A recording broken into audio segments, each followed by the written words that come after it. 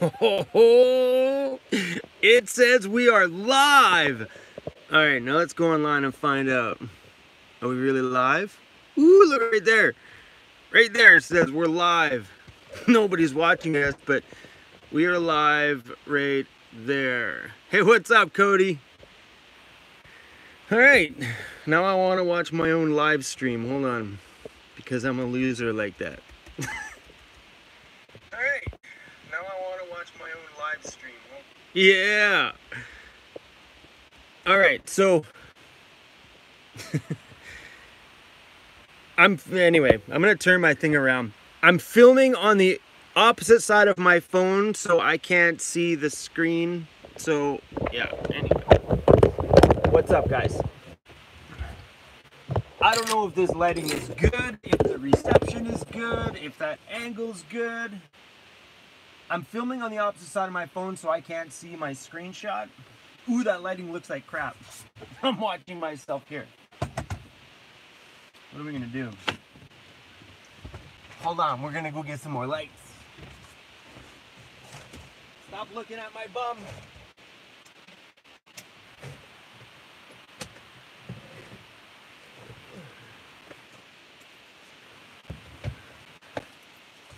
All right. See if this lighting's any. Oh crap. Oh crap.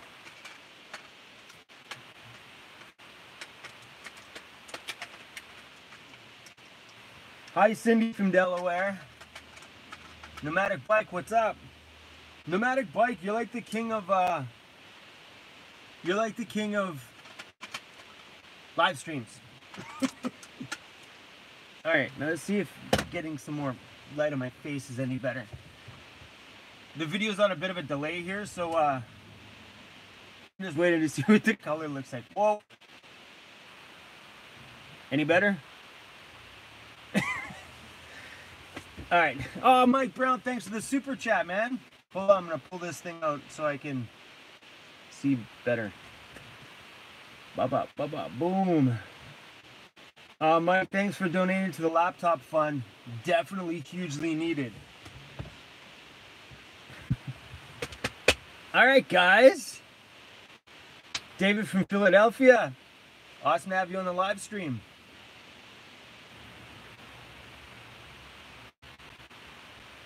Millennial Minute. Aw, thanks, man. One of my favorite YouTuber. That's a huge and bold statement. There's some huge and awesome YouTubers out there. Thank you. Let's try turning this way. Let's see what that. I want the light to be better, but not in your face.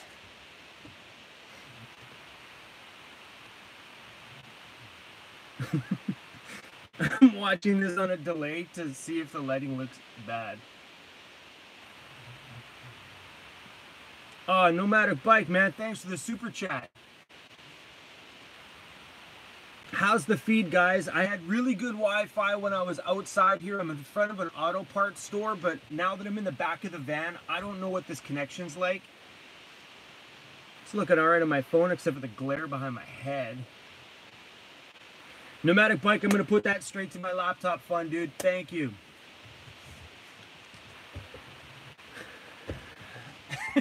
Mike says happy Thanksgiving to the Canadians. I didn't even know it was Thanksgiving until yesterday. Somebody was talking about it. I'm like, it's Thanksgiving this weekend? They're like, yeah, are you not from Canada? I'm like, no, I'm from Canada. That's hilarious.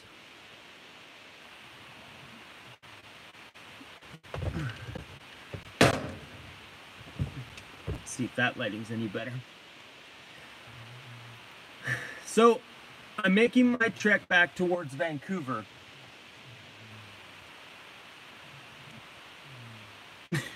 So I'm trying to find good light. Ah! Hold on, kids. Ladies and gentlemen, boys and girls of all ages. One sec.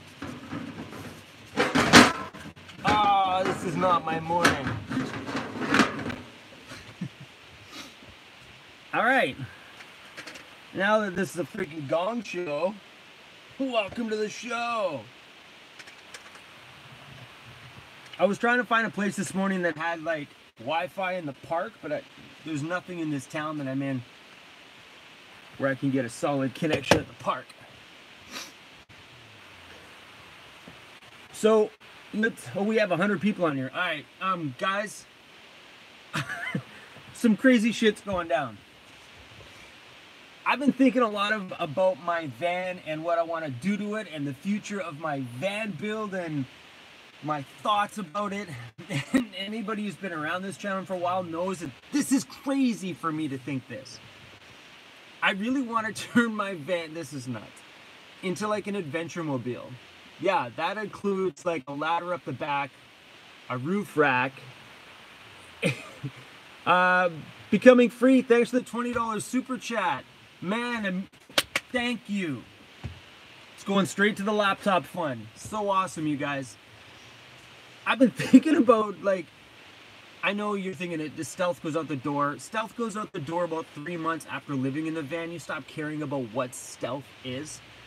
And now I've been really wanting to put like a roof rack on the top, a ladder up the back to get to whatever's on the roof rack. Thinking like a 2-person like kayak down the line for me and my fat little bulldog. Throw him in his life vest and throw him in the front of the kayak. We've been at so many little lakes on this trip and so many little places where I'm like, man, the water is totally still. There's nobody around. It would have been awesome just to jump in the kayak with the dog and go for a paddle around the lake. Yeah. So I think this thing might, in the end, turn out to be like a lifted, muddy, big, chunky, tired adventure mobile.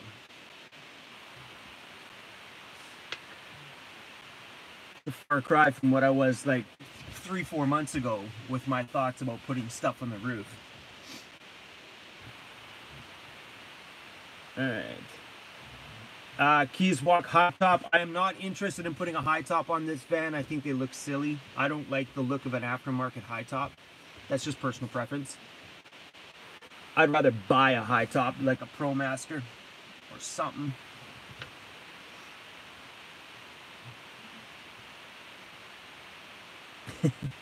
I haven't done very many live streams. I've been wanting to on this trip, but sometimes it's hard to get a good solid Wi-Fi connection in some towns.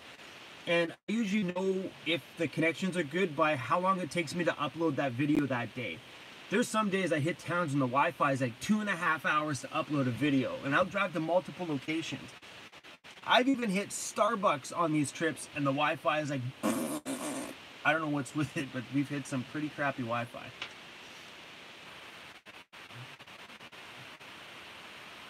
Mr. 750, can you do me a favor? You want to come down, Mr. 750? I need my front seat upholstery cleaned. Thank you, sir. I'll see you soon.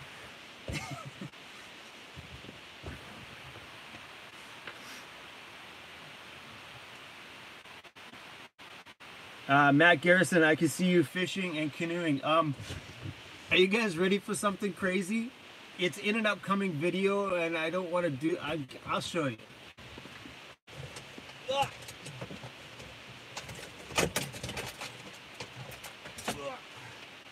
Look what I bought. I bought myself a fishing rod. I bought it. It was an actual kit. I know it was probably like silly to buy the kit. But I bought a fishing rod for the van because there's been many of creeks and stuff we've parked by, and I'm like, you know what? It was 20 bucks at Walmart, and it wasn't the junior one. I seen the one for kids. This one doesn't say, you know, kids. So, but I felt like a kid buying it. When you buy something that contains a kit, you know you're not a fisherman. But I got one now. Hey, big steps for a city boy. Crazy man I am. That's coming in an upcoming that video. I think that one's not. That's probably Monday's video. You guys are on a couple-day delay.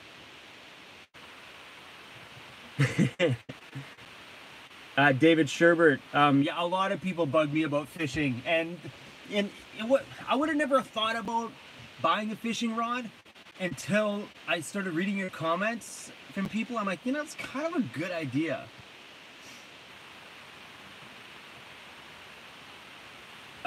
Cool. Is that Cool Doke 101? I want to send you some, by all means, if you guys want to send me some stuff, yeah, send me some lures to my P.O. box for sure. The links are in the description of my video. Use the current video that's posted because the address in the current video is the new address. The shipping company or my mailbox service that I use just moved 2 doors down from where they were. So yeah, if you guys want to send me something, the links are in the current video, or the last couple of videos are the same link. I'm pretty sure it's up to date, but yeah, by all means, send it there for sure. That'd be awesome. I don't know anything about fishing, just know you throw stuff in the water with something to eat on the end of it and you're good to go. Curtis Ferrier, I'm actually heading back to Vancouver. I'm heading back towards Vancouver because my laptop broke. And I've been editing my videos on my phone, which are fine. I mean, my videos are coming out okay.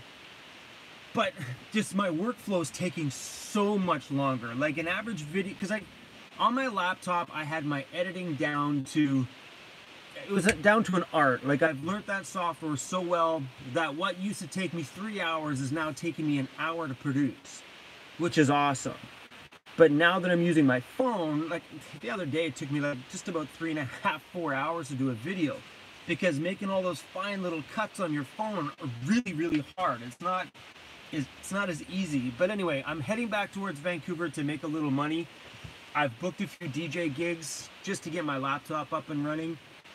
I couldn't have driven that much farther that way in Canada anyway without running into some serious snow, because it's already snowing and stuff in Alberta, where they've gotten spits of it anyway. But anyway, I'm in Hope, BC, which is not far, like an hour and 45 minutes out of Vancouver. I'm not driving straight to Vancouver today. I'm probably going to take, for the better part of this week, and just adventure around the areas here and take my time going back. But I am heading back towards the city.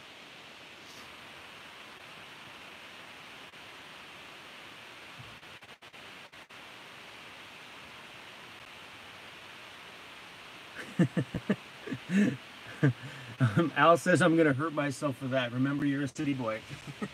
I am sure I'm gonna put a freaking hook through my finger, because I remember when I fished as a kid, I always poked myself with a damn hook. I'm sure it's gonna happen. That's true. Mary Ann, yeah, if I could afford to do that Clydesdale 4-wheel drive van conversion, they're incredible over there in Kamloops, just amazing. But I just, to spend the $5K to 4-wheel drive this thing out, not a chance, not yet. Sure, maybe at some point, I think that would be awesome, but it's expensive, man. It's like just about $5 grand to do that 4-wheel drive kit in this thing. I've looked into that because I think this thing would look awesome, just all like ready for adventure, ready for the snow, ready for the mud, ready for whatever I decide to go and do. I mean, it's not like I'm a mud 4x4 kind of guy, but it'd be nice to know that if I get stuck in the snow somewhere, that my house can move and I'm not stuck. Hey Cody, thanks for the $2 super chat. Awesome of you, man. Straight to the laptop fun that goes.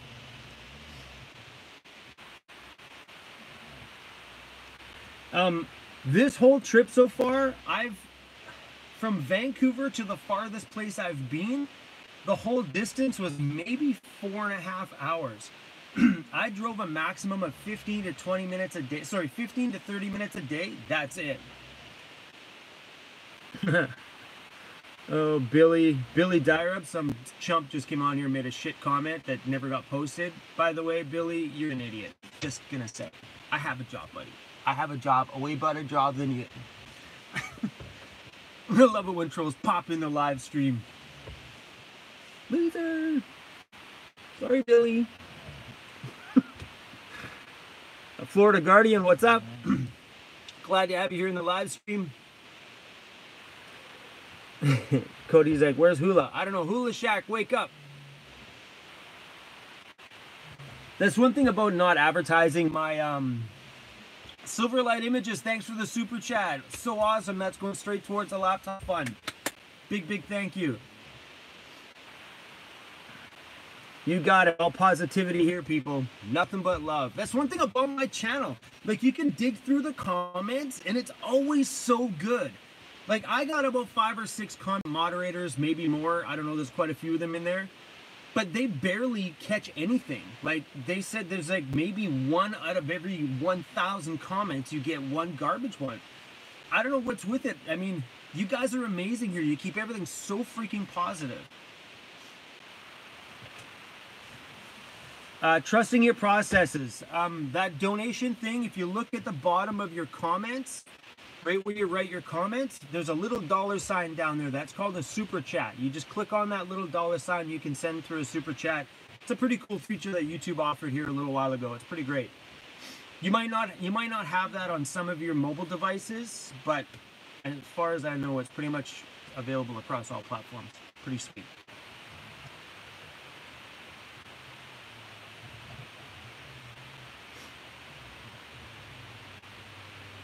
Prepared living.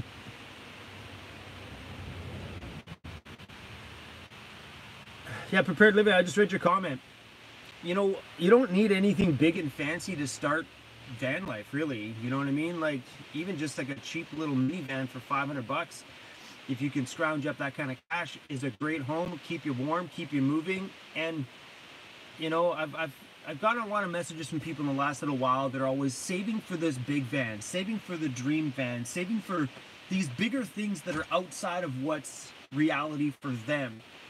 I think if you were to buy something for a few $100, you know, even if it's not a good driver, just to keep it close to within the vicinity of where you are, you know, drive it little bits in a day, not a lot, and just save that money while you're in it. And then when you can afford it, buy something bigger, better, and greater. MC Lockdown, Mr. Mad Crash, thanks for the super chat, man. Love it. Anyway, guys, Mad Crash that just did the super chat, if you click on his little face there, it'll go through to his YouTube channel. Go check it out. He's one of my patrons. Trusting your processes, thank you so much for the super chat, you guys. Love it. Woo, laptop fund.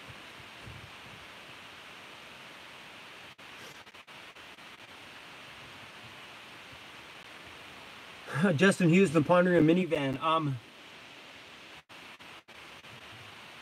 Yeah, Colette, where can you find a $500 minivan? Craigslist. If I go on the Vancouver Craigslist, there's like $500 vans all over the place.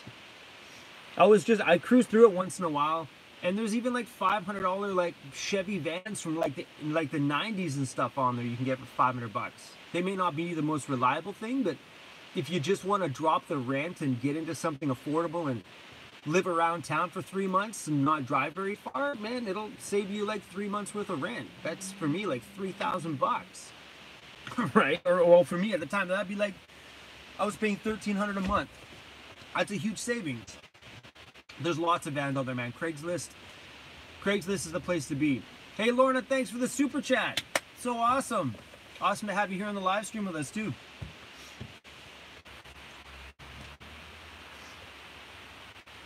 Yeah, like, you don't have to jump into a big fancy van. My van was like 6,500 bucks, and this is not a fancy van. It's got some rust around the outside. But I think a lot of people just hesitate on it because they're always want this really big thing. They want bigger things than they can afford. So, Silverlight Images, thanks for the super chat. Tanil, is that how you say your name? Tanil? Love watching your videos. Thanks for sharing a piece of your life with us weirdos. Hi, Disco. Disco sleeping on the front seat, but Tanil, is that Tanil? Tanil? Thanks for the super chat, Tanil. Dirty Biker Ed, thanks for the super thanks for the super chat, Dirty Biker. Mike Brown, thank you. Lift kit for the van, awesome. At some point in this, Disco's going to join us on the live stream, but he's in the front seat right now snoring. I don't know if you can hear him.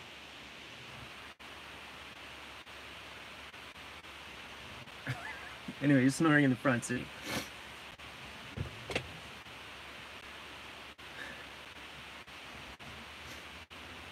Keith, are you driving a van now?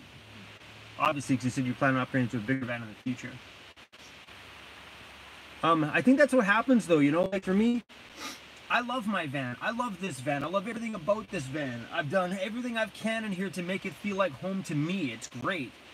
But this is not my forever van. I plan on buying something bigger as like my home. I consider this my rolling condo. I would consider buying like a high top ProMaster or something of the like at the time, whatever it is, as a home. That's my forever home. And one day I will buy it when I have the straight up cash to buy it, but I won't be financing one. But I think that's what happens. You know, you get into what you can afford. You get out in this lifestyle. You pay off your debt. You just enjoy some freedom and extra money. And then when the time comes and you can afford to buy a bigger home, you buy a bigger home. Or you just be comfortable with what you've got.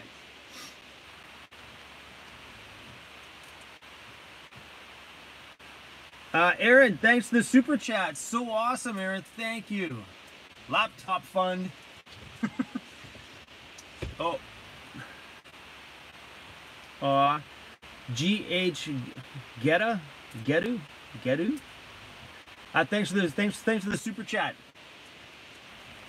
Get GH Getu. I always have a hard time with those things.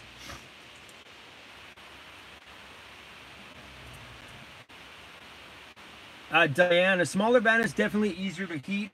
My van is super easy to heat. That little Olympian Wave 3 heater I have is a rock star. Way better than the Mr. Buddy heater I had. Literally, that small little one is a freaking rock star. And the heat from the Buddy heater is really wet. The heat from the Olympian Wave 3 seems extremely dry compared to the Buddy heater. The Buddy heater was nasty. I was not happy with it, and I was glad the day it died. It was crappy because we had a few cold days last winter because of that one, but until we bought this one's so great. Speed bump, I just had my DJ laptop fixed.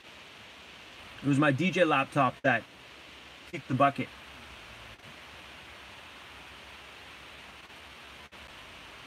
Well, my DJ laptop didn't kick the bucket. I had some broken pieces in my DJ laptop.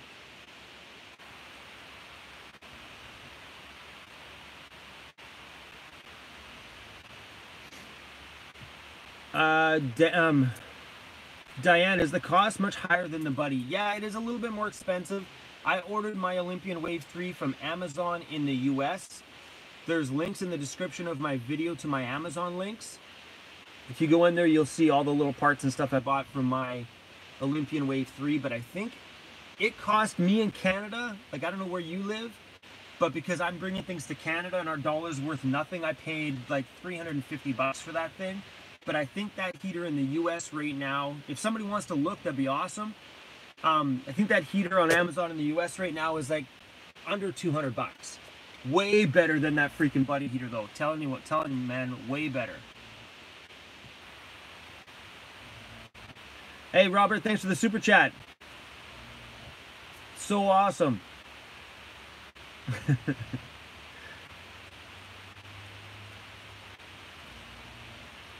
Is the feed gone? Yeah, if you guys ever get a glitchy feed, just reload your browser. Like I'm frozen on mine too. Here, hold on, I'm gonna redo it. Because I have full... No, mine's frozen. Oh my goodness.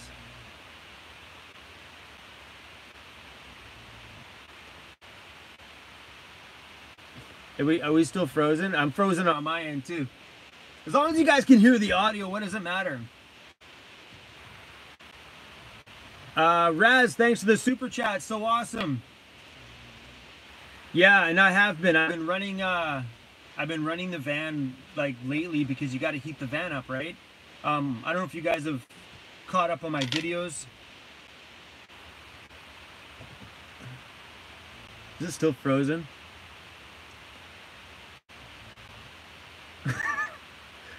Ah! Let me move my phone for a second, see if that kind of fixes anything. Oh crap. Hold on. I gotta plug in my phone too, guys. Hold on a sec. My phone's dying. 1 second. Whoa.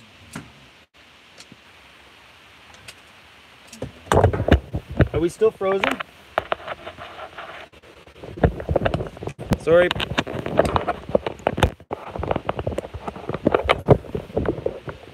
My phone shows that we're still live. I can't see the screen on my phone. I'm recording on the opposite side of my phone.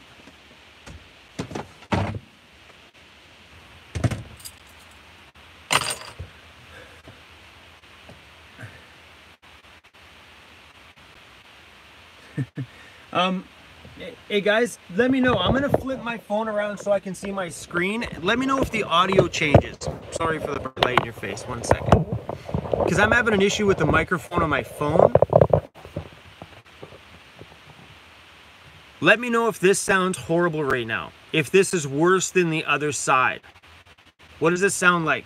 Because now I can see my screen, but the microphone on this side's been causing me a lot of problems. What's it sound like? I'll give this a bit. It's on a bit of a delay. All right. That's good because I've tried recording videos on this side and it's just like grainy and gross and making weird sounds and weird noises. I like this now because I can see my screen. I can see how bad, whoa, how bad I look. All right. Sweet. I like the thumbs up. At least now I know my feed is good. This is way better. It's easier to do a live stream when you can see your own face because it feels like I'm really actually talking to somebody.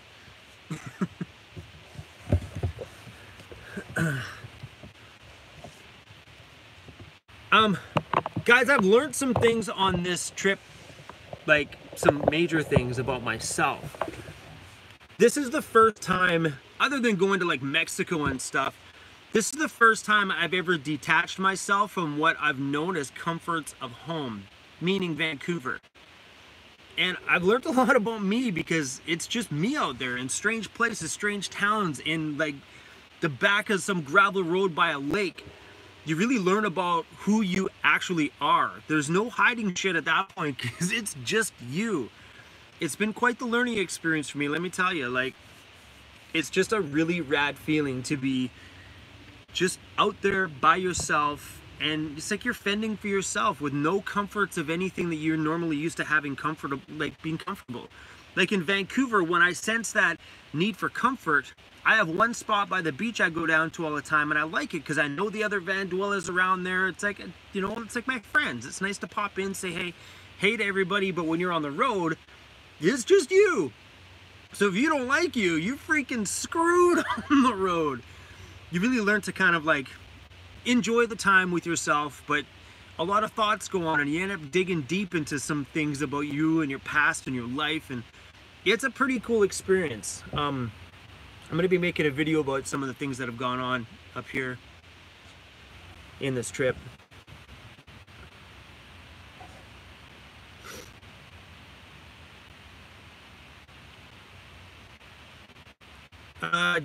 What do I do? What do I do for entertainment? Honestly, I just watch videos on my phone. I keep my phone on my tripod that I have, and in bed I just prop it up somewhere and I watch them on my cell phone. I have honestly not really noticed a difference between a bigger screen and my cell phone. Once you get into the video, you're just kind of zoned into it. Yeah, I just watch Netflix on my phone. Lately I've been watching the Ozarks or whatever it's called on Netflix. But yeah, and once in a while, if I am parked somewhere where I have a Wi-Fi connection, because I will pull up somewhere that has a business right beside it, and I'll sleep in the van outside the business, and I'll just stream stuff on my laptop too. I've done that, but for the most part, it's mostly on my phone. Yeah, if anybody watching this is not subscribed to my channel, subscribe to the channel. Hit that little subscribe button. We've been gaining subscribers on here for like the last like 4 or 5 months. It's been growing by like 2,000 people a month, and it's craziness to watch this thing just go and go. It's so freaking cool though. This is awesome.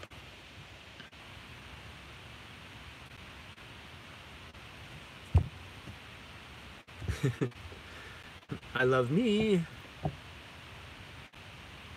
No, it's not raining. You would definitely hear the rain. It's like on the van. It's hard to live stream in the rain. I've done a live stream where it's just started to rain. It's been like, it's hard to talk. But yeah, no, not raining. I've been in a lot of rain on this trip though. It's rained many, many, many days. Joanne, funny you asked that question. Joanne asked, do I miss anything from your life before van life? No, I don't. Actually, the video that's coming out tomorrow is kind of it's just I had a topic on my mind and I needed to get it out, so I made a quick video. So the one that's going up tomorrow is called Van Life is Better Than Condo Life. So that'll answer some of the little questions, but I don't miss a damn thing. The only thing I did miss was my DJ studio. I had a really nice studio in my apartment where I had, you know, my DJ stuff set up, my laptop and stuff like that for doing, I used to do a radio show a long time ago. But I missed that part of my condo. I didn't miss the rest of it, just that part. But now that I got a battery in my van and I know I can plug my DJ controller into my battery and make my mixes in my van, because my DJ controller actually, believe it or not, fits on this desk. I have to take it out of the big case, mind you, but it fits on this desk and I can make a DJ mix in my van, and my controller runs for about 2.5 hours off that battery before it starts to get down to like 11.5 volts or whatever it is, and then that's usually when I cut it. But yeah, I don't miss a damn thing. This lifestyle has offered me more than that other lifestyle ever did. And sure, you got to compromise a few things, like shitting in a cold outhouse in the morning sometimes when it happens, or, you know, being exposed to like a cold house in the morning, because my van's cold in the morning in the winter.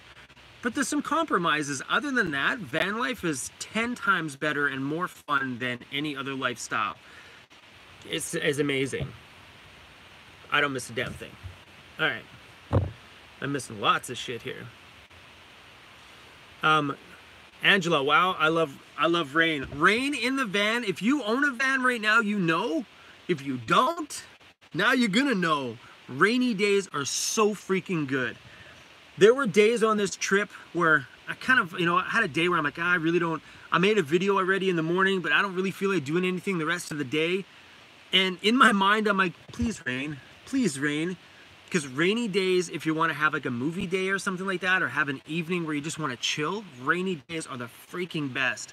I think because it just blankets, it feels like it blankets the van and silences everything around the van, so you could do what you want inside the van without the fear of anybody hearing you. If somebody were to walk by right now, they're going to hear me chit-chatting. It's early in the morning in a small town. They're going to hear me going doo-doo-doo-doo-doo-doo. But if it was raining, that would silence my noise a bit. So, I don't know, rainy days are like, they're like a security blanket over the van. It just feels comfortable. But we've had some crappy weather. You've got to remember, the Vancouver side of BC rains a lot in the winter. We get a ton of rain. Better than snow.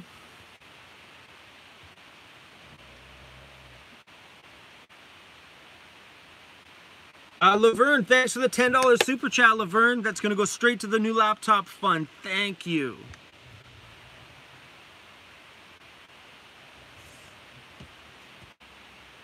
Prepared living. Do you think it would be harder if you had a girlfriend? I don't know, depending. It would have to be a full-blown high top. I wouldn't, there's no way I could live in this thing. You know what? I don't think it would be harder with the girlfriend, because for me, that girlfriend would have to own her own van and she could park it right beside mine so she can go home when I'm done talking with her. Right? You know, I don't think I could have a live-in girlfriend in the van, because that's not me as a person. I need my privacy, and I don't think I could survive with having a secondary person in a confined space like this all the time with me. I like my alone time. So if she had her own van, now we're talking. I don't know if I would date a girl who lived in a house, though. I'll tell you that truthfully, that's the truth. I don't think I would, for the reason that grounds me to that one location somehow. No matter how far I travel around, that always pulls me back, and I don't like that. So if a girlfriend was ever involved, she'd have her own van. We could pull the van side by side, open up the doors together, and have dual homes. That's cool, but not in my van. I'm one of those guys that likes to be, I like my me time. Hold on, I see another comment here I wanted to address. Where is it?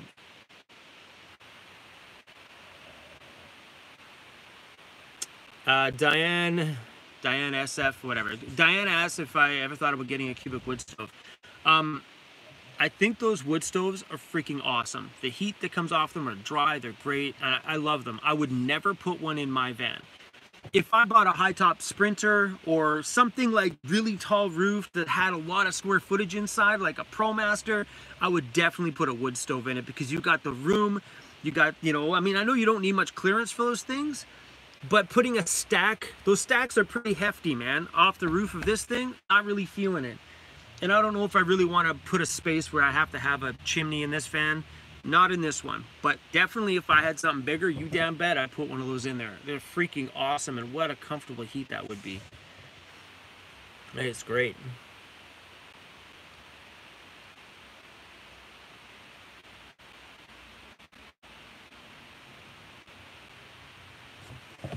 Whew. I'm still reading way back in the chats, guys.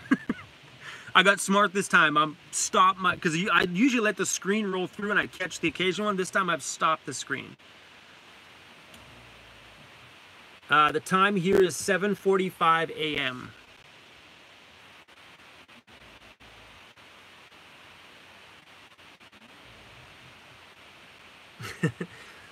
Raz Tendo, rain is way better than snow. That's just my Vancouver opinion. Rain is better than snow. I'm not a fan of the snow. Not at all. But you got to remember, the snow we get here in like the Vancouver area is different than snow like if we were to go like up north. Up north the snow is like fluffy and dry. Like in Vancouver, snow is like 7-Eleven just poured a Slurpee over town and it's wet, it's mucky, it's gross, it's slushy. Vancouver snow sucks.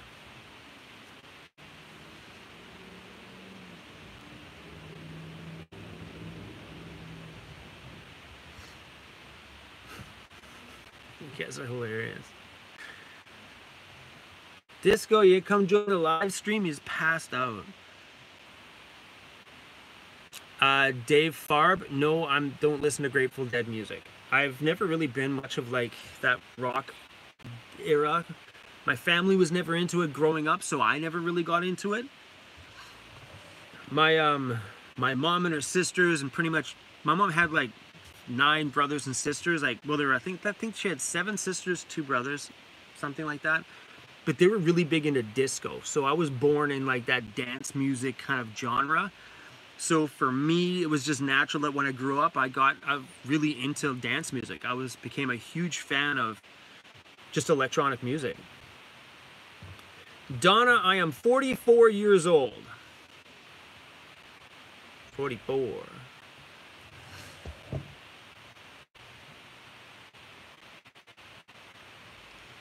Nancy, I am not sure yet. It was just a thin layer that I sprayed on the wheel wells. I'm gonna need to buy myself another can, but I want to buy, because the can that I had, it wasn't like chunky like that actual bed liner stuff. It had a few chunks in it, but it wasn't like that really thick rubbery texture that I wanted. Maybe I bought the wrong can, but yeah, I'm probably gonna buy another can and put a nice thick rubbery coating. I'm in front of an auto parts store right now in the town that I'm in, so I'm gonna go in there and see if they actually have a proper bed liner can, because I think in order for that to work,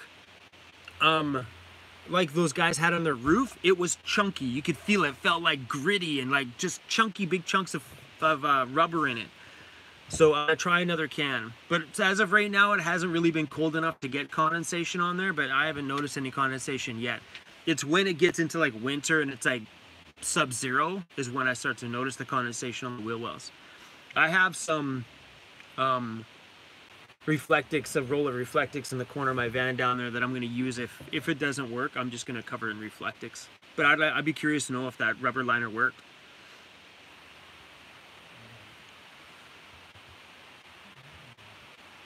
Brian D, thanks for the super chat. Awesome, man. That's going straight to the new laptop. It's probably going to be a while before I get that laptop, guys. So right now we're just going to edit what I can on my phone. So if things are all messed up a little bit sometimes or whatever, because the phone app is great. It was a good app. I paid like $30 for the app or something like that, but it was really good. it's just hard when you're working with something like this big and trying to like cut it all up and stuff. But the new laptop's probably going to take me, I don't know, a couple months, maybe a month and a half, because I'm going to buy myself, I'm an Apple guy, so the newer Apple laptops, they're not cheap. By the time I ramp it up for what I'm going to need to do editing and thinking about my laptop in the future to make sure it's got enough speed to last me the next 5 years, like the last one did, it's about 3,000 bucks Canadian for the laptop, or 3,200 bucks Canadian by the time it's all closed out with taxes. Laptops are going to be expensive. But on the bright side, when I get the new laptop, the workflow is going to be super fast, like way faster than my old 2012 that I was editing on before. And that's the coolest part, is to know that my workflow is going to be quicker, it's going to be smoother, everything's going to upload and download faster, and things are just going to be a lot nicer, because that 2012 is an old computer to handle this brand new heavy software. So yeah, I'm going to be pretty pumped to get that. Plus, the new laptop's going to help me earn more money, because what happened was I was editing for a company. I don't know if you guys seen that video. My friend Dan was in it for his company, for their YouTube channel. And well, they wanted to send me more video footage, and I can't continue to do projects for them until I buy a new computer, so I'm losing money from it. Because I can't produce the quality of videos with all the stuff that I did in their videos. Because I did 4 videos for them, because they want to release a video every week on their YouTube channel, and I'm doing the editing for them. So I'm losing money without having that laptop, because that phone app won't do what I did for them the first round. So yeah, they're waiting for me to get another one so I can be back in business again. American woman, no, I'm not going to the RTR.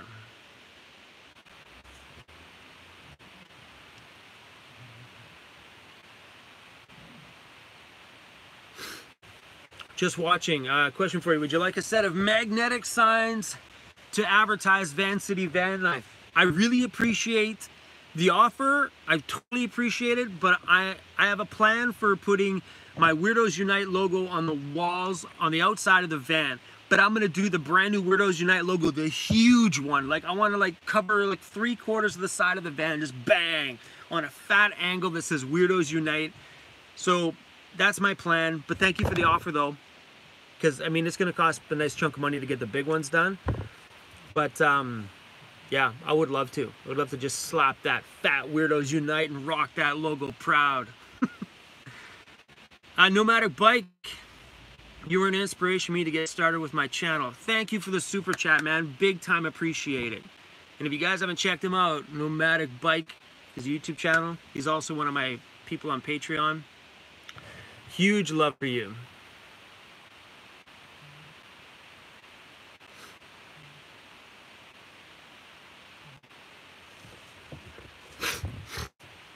Call it. Is it true it's sunnier in White Rock overall compared to Metro Vancouver?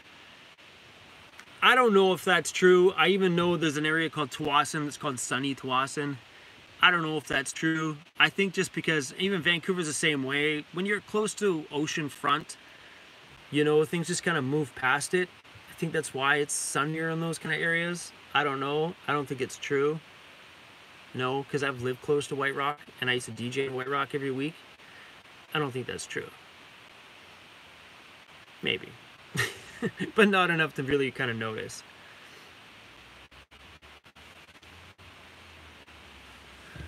Yeah, Nomadic Bike does live streams all the time. Like, all the time. Every time I turn my phone on, I'm like, oh, he's live streaming again. I gotta get off my butt and live stream more often. I just need, because in Canada we don't have unlimited data on our phones, so our phone plans really suck up here. So to do live streams from my phone is not possible. Besides, I cut my data on my phone. But yeah.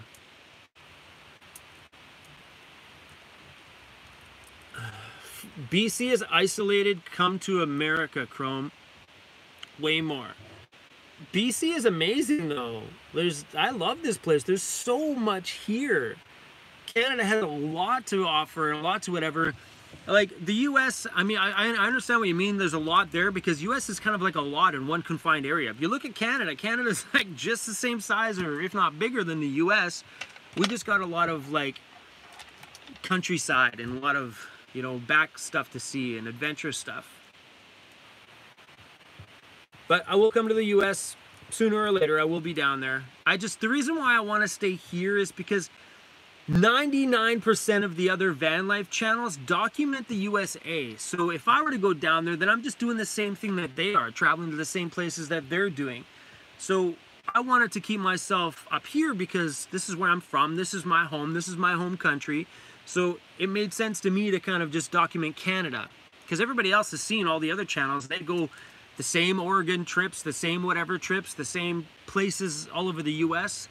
But not many of us are doing things here on the adventure side or going out and going town to town side.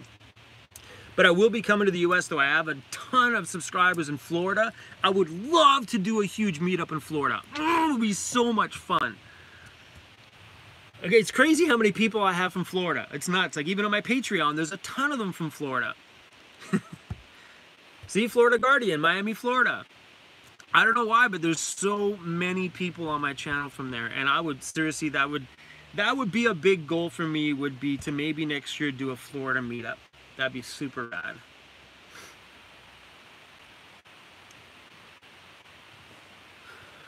See, I like the heat though, but I mean, I wouldn't travel down to Florida in peak summer season when it's super hot because I got the dog to think about. I would travel down there when you guys think it's cold and I think it feels like summer. Right? Like when it's 24 degrees Celsius. I don't know what that works out to in the weird Fahrenheit thing. But when it's like 24 degrees or 20 degrees Celsius, it feels like a summer day here.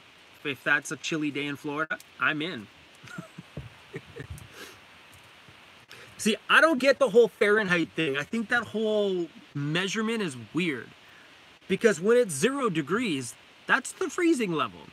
0 degrees in your Fahrenheit is not freezing. It's some weird plus number. Here it's 0. And if it's below freezing, it's -1. Just makes sense that way. My weird Celsius thing. I don't know. I think just like the whole Celsius thing makes more different. I don't know. I don't know how many countries out there use Celsius or Fahrenheit. I'm not sure about that stuff.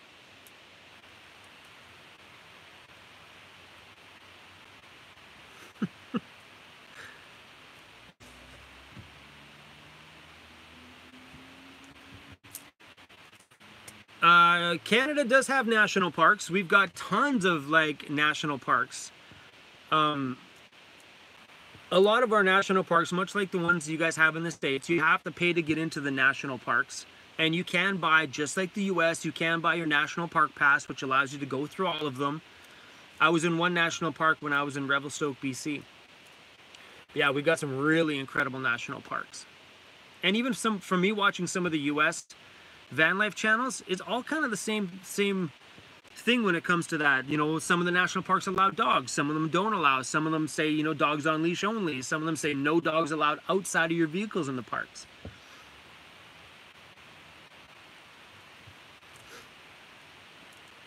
Canada's incredible, man. Like, we have so much amazing stuff up here. It's insane. Like, I mean, but I've learned on this trip, I learned that I'm a freaking diehard city boy, and I think when I get the chance to drive across Canada, and it's coming, where I just like to leave for like 6 months or whatever and just drive across Canada, I think I'll enjoy the journeys through all the small towns because I want to drive it slow, but I think I would drive towards the excitement of all the major cities in all the major places. Like, just say out here, I don't know, just say you've got, you know, Edmonton, Calgary, you know, the major cities in Saskatchewan, and then all the major cities throughout Ontario. I think I would be driving myself towards like Toronto and stuff, and just places that I'm excited to go. The journeys in between are great. I enjoy the small towns. The small towns are beautiful. The small towns are really, really good. And, you know, I enjoy them. I don't thrive in them. I find peacefulness and calmness when I'm out at a lake or something in the backwoods because I turn down some random street and found some really pretty lake like I did the other day. But I feel at most alive when I'm in a town with people around. Like even here sitting in my van, knowing that I'm inside of a town, I feel good. I have a sense of comfort. I don't know what it is, but I do. It's a weird sense of comfort.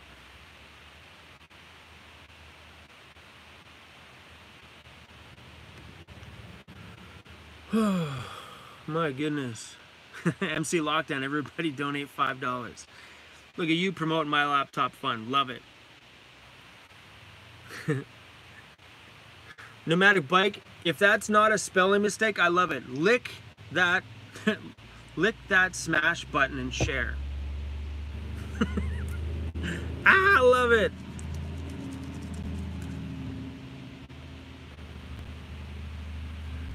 Oh, why did I see something about poop? Hold on a second here. Why does that word always stand out when someone writes something about poop? Where is it here?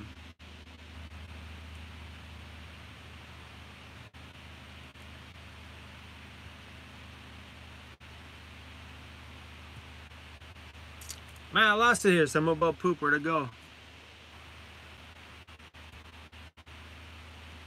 Jenny B, thanks for the $5 super chat. Oh, it just vanished off my phone. One second, let me find it here. Would you do a webinar on editing and talking video? Yeah, I would definitely do that.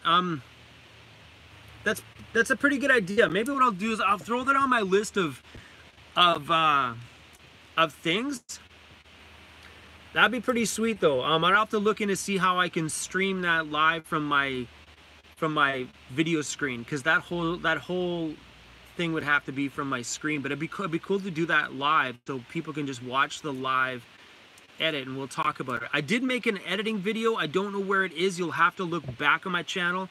But I made a small little editing video. Not very many people watched it, but what it takes to put out a video on my channel. And I think in that video, I think I edited like 1.5 minutes of a video. It took me 45 minutes or something crazy to do that part. But yeah, if you look back and do it, but that's a good idea.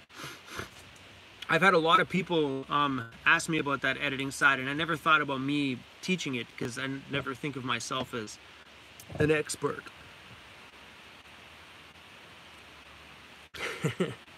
Florida Guardian, thank you so much for all the love. So awesome. Mike Brown says that video was about a month ago. I don't know, when you're producing a video just about every day, it's super hard to catch up with that stuff. It's super hard for me to remember what was when, who was what.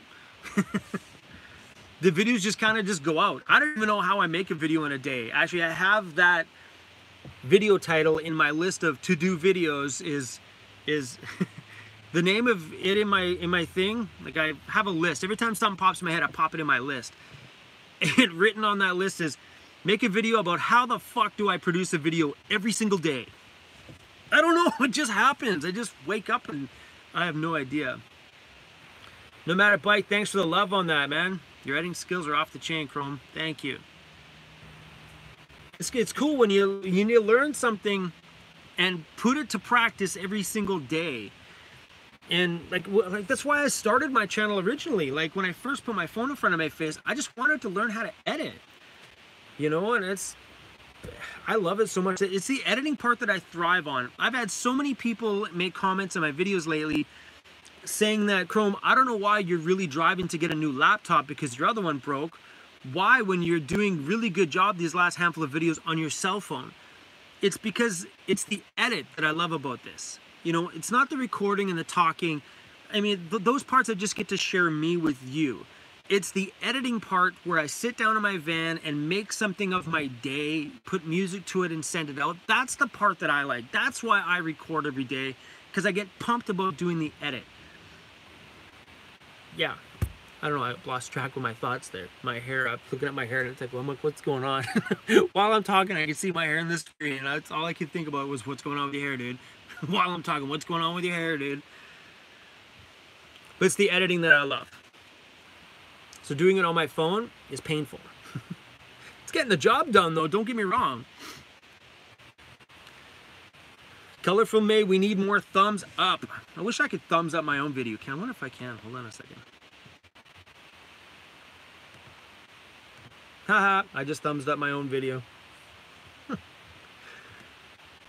Yeah, guys, 200 people watching this right now. If you guys can all go onto the video itself and give it a thumbs up, that'd be super awesome.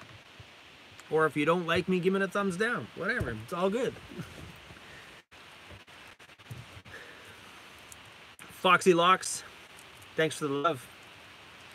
And you know, it's crazy sometimes to think that I make a video every day, and it shocks me sometimes. That's why I make some silly videos, because some days are just silly days. You know, like doing laundry. It's what I do. It's what I did that day. It was about laundry, cleaning the van, cleaning the dog, cleaning me. And if I chose to not put that in my day, you wouldn't get a video that day.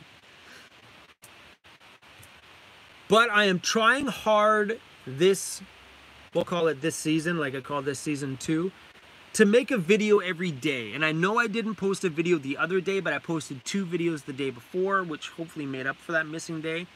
But I am trying this year to upload 365 videos. It's just a little bit of a personal goal. It's huge because it's nice to take days off. But that's where a live stream comes in too. I can just do a live stream and that counts for a video.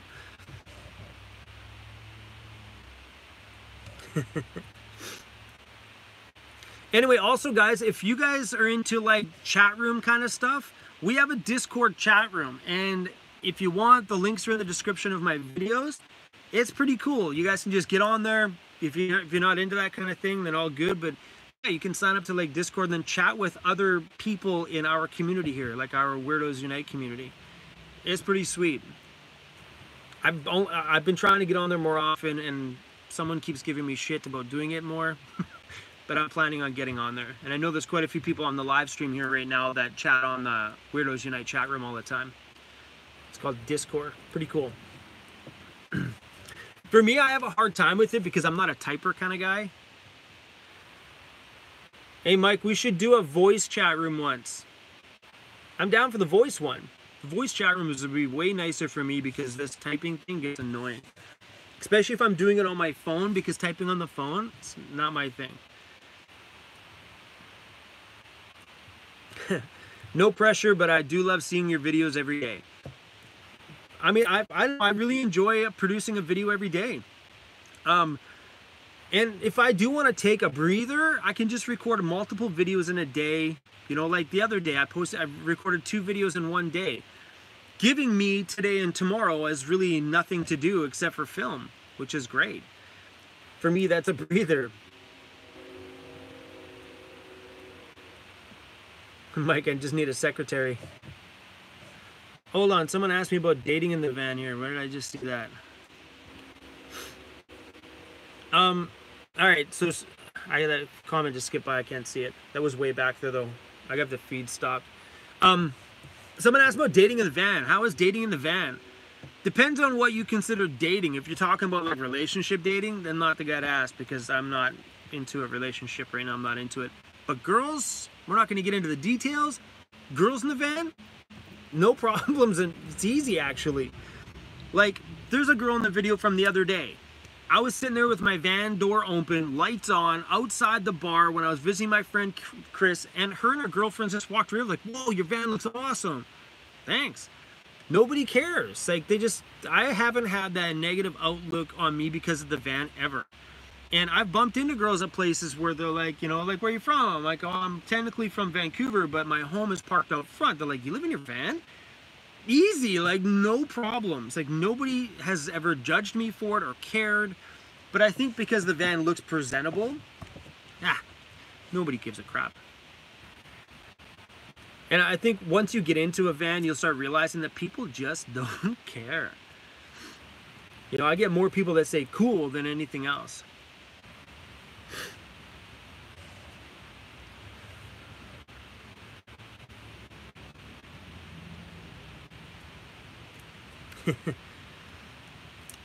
Young's vlog just joined Discord. Discord's pretty cool. Mike Brown, you'll see him in the comments here with a wrench beside him. He's also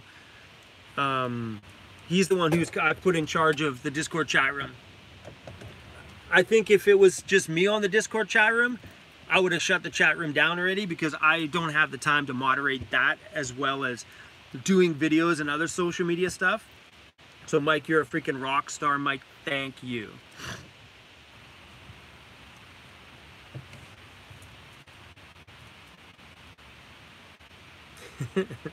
Do I offer girls free candy? No, but I got the puppy dog that lures them in.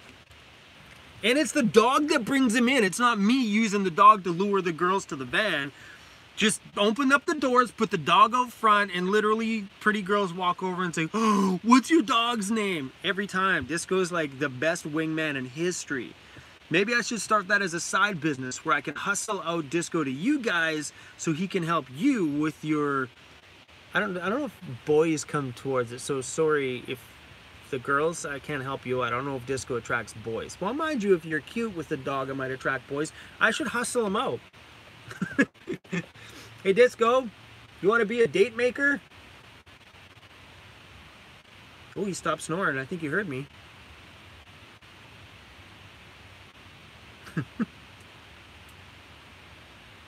Disco Bear. I can hear some people talking outside the van. But what's going on inside that van? Amanda, what kind of bulldog? He's an English bulldog.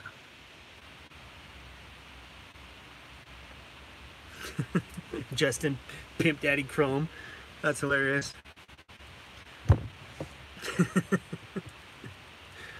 So funny. So yeah, guys, we're in Hope, BC today, and I emailed the subscriber this morning that lives in this town out here. So his name is Peter. So I'll probably hopefully hook up with Peter today. He emailed me yesterday and he thought he seen me in Hope yesterday, but it wasn't me. I was still a couple hours that way. Whatever it was, an hour and a half, whatever it was that way. And I told him I was driving the opposite direction, and last night I ended up driving all the way here. I drove more last night than I have any day on this whole freaking trip. I drove a lot.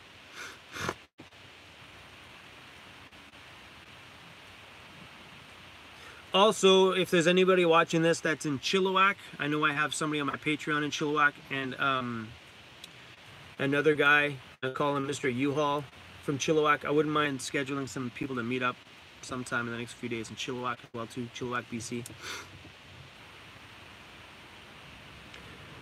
Curtis, what's the biggest challenge about van life? Curtis, I don't know how to answer that because I don't think there is a challenge. Thinking about me, that's actually a really good question. Thinking about me in van life, I don't think I've had any problems, any issues, or any challenges. It's been really, honestly, really easy.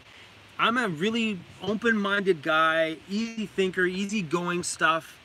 You know, I'm okay with compromising a few things to have even better things. So I don't think there really is any challenges.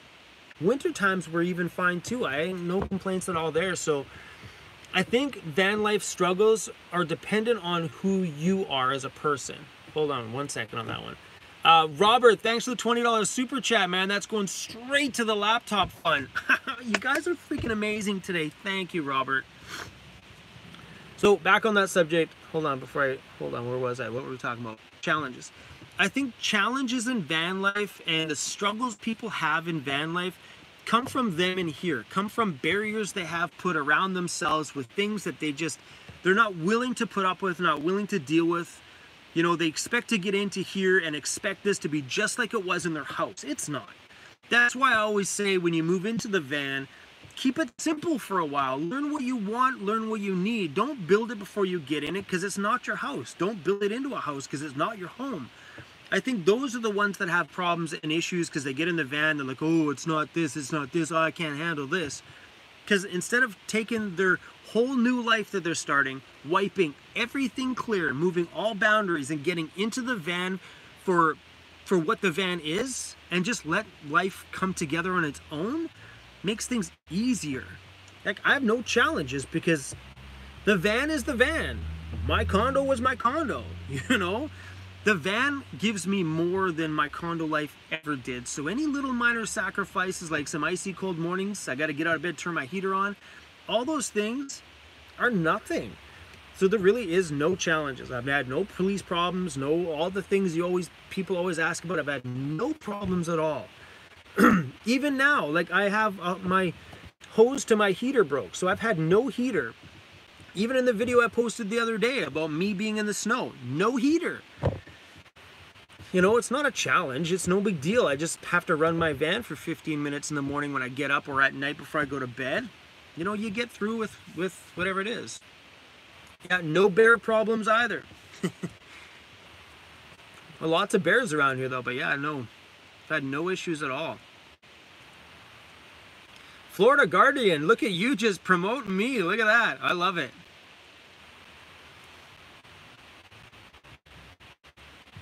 Yeah, you got it. It does apply to so many things. I think everybody's life, people are like, oh, I can't do that. That's a barrier that was built here. You built that barrier yourself. And I learned a lot about those things when I was on this trip, when you're kind of like alone and away from everybody you know. Because at least in Vancouver, I know people. I know other van dwellers. When you're traveling, it's just you. So you really learn a lot about barriers. I think I'm the kind of person that has very few barriers. And if they are barriers, they're so far out there that I can't touch them, feel them, or even know that they're there. But I know I get to places in my journey where I kind of feel like, okay, hold on a second, what is this?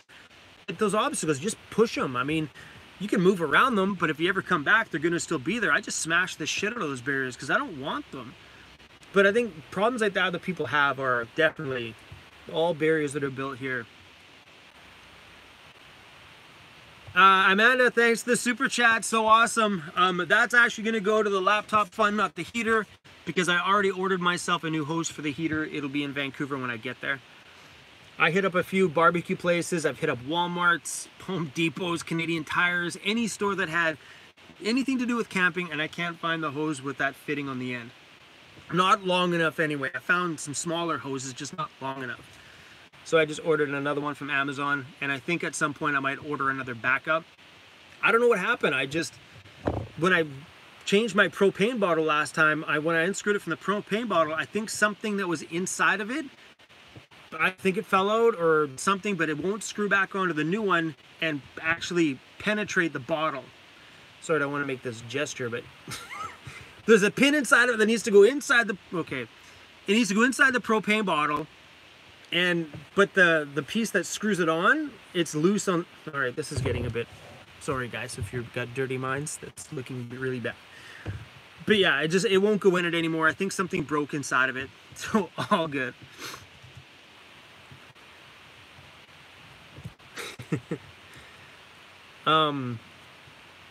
Yeah, I haven't found out anything about the rock guard yet. We talked about this earlier in the live stream, but I'm going to throw another coat of a different, chunkier rock guard on it. But I'll keep you guys posted. So far, it hasn't been cold enough for it yet. Robbie should get a cargo carrier for the roof. I like that idea. Robert says I should get a car carrier for the roof. That way, if a girl wants to stay over, I can toss her up there for the night. Bonus! Good idea.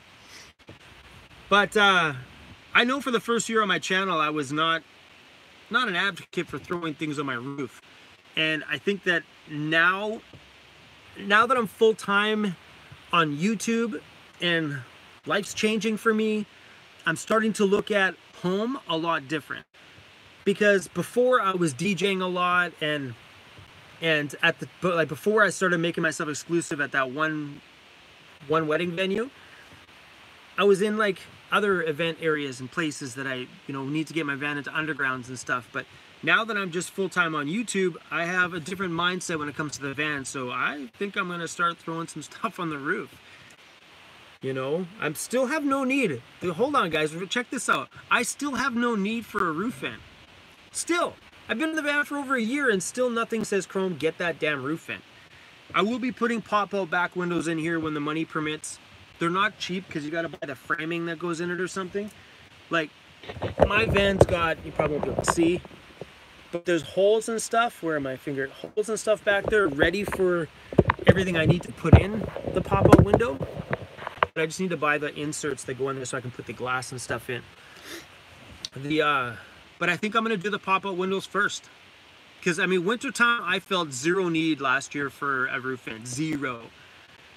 There's enough door seals in this van that don't really work.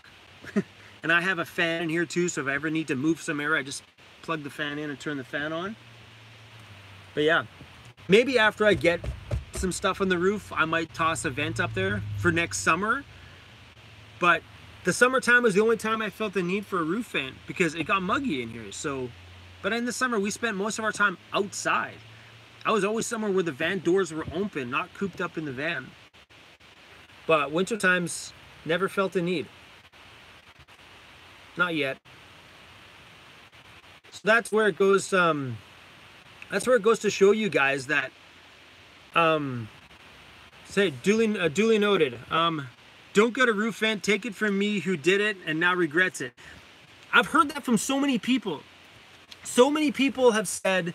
A lot of people are advocates for it and say it, but I have heard so many people say, "Don't get it. It really wasn't worth it." You know, I think a roof vent is worth it if you have windows that pop out in this section of your van to pull that cross air through. I know you can crack your front windows, but that breeze isn't really going to get past your curtain. I think if you had pop out back windows in a vent, which allowed that airflow to come through the window, across your bed and up, that would make sense to me. At least no condensation. I've had zero condensation issues all through summer, all through winter last year, no problems. And remember, last winter, I didn't have these walls up. It was just the little tiny bit of insulation I had and just the walls. And I got to see what was going on. So now I know what's happening behind here. Let's fingers crossed the same thing happens behind these walls as they did when they were open. But it was the same thing. So I had no issues at all. You're always going to get a foggy front window, but that's just common sense that you have a bare window that's exposed to both elements. It's always going to be foggy no matter what you do. And if you say it doesn't fog up, that's bullshit, because I've pulled into and slept at many, many Walmart parking lots on this journey. Not many, probably 3. And when I get up in the morning, every RV has a frosty window. Every van with roof vents has a frosty window. And mine had a frosty window. So that's just a no-brainer. If it's cold outside, warmer inside, you're gonna get that on your front window. But I've never had anything back here. When I first got in the van, before I did my insulation, you would get moisture on the roof. Full on. But that's before this insulation went in. And yeah, you'd get it. You'd see it. You'd feel it in the morning. It'd be just like your front window. So I learned that the key is just cover your bare metal. Anything that's bare metal, cover it. Like, not bare like... I don't mean bare metal like the bridging bare, because underneath that framing piece, there's about that much of a gap. Not those areas. It was anything that was the same sheet metal as outside. Is that what you mean by bare? Like where it's the exact outside metal, the same sheet? Yeah. That's the only thing I found, and that's all I did is I covered bare sheet metal. That's it. I didn't do anything. My freaking insulation job was really like, kind of like... hokey pokey, you know, just if that's even a way to explain it. There was nothing done. It was simple.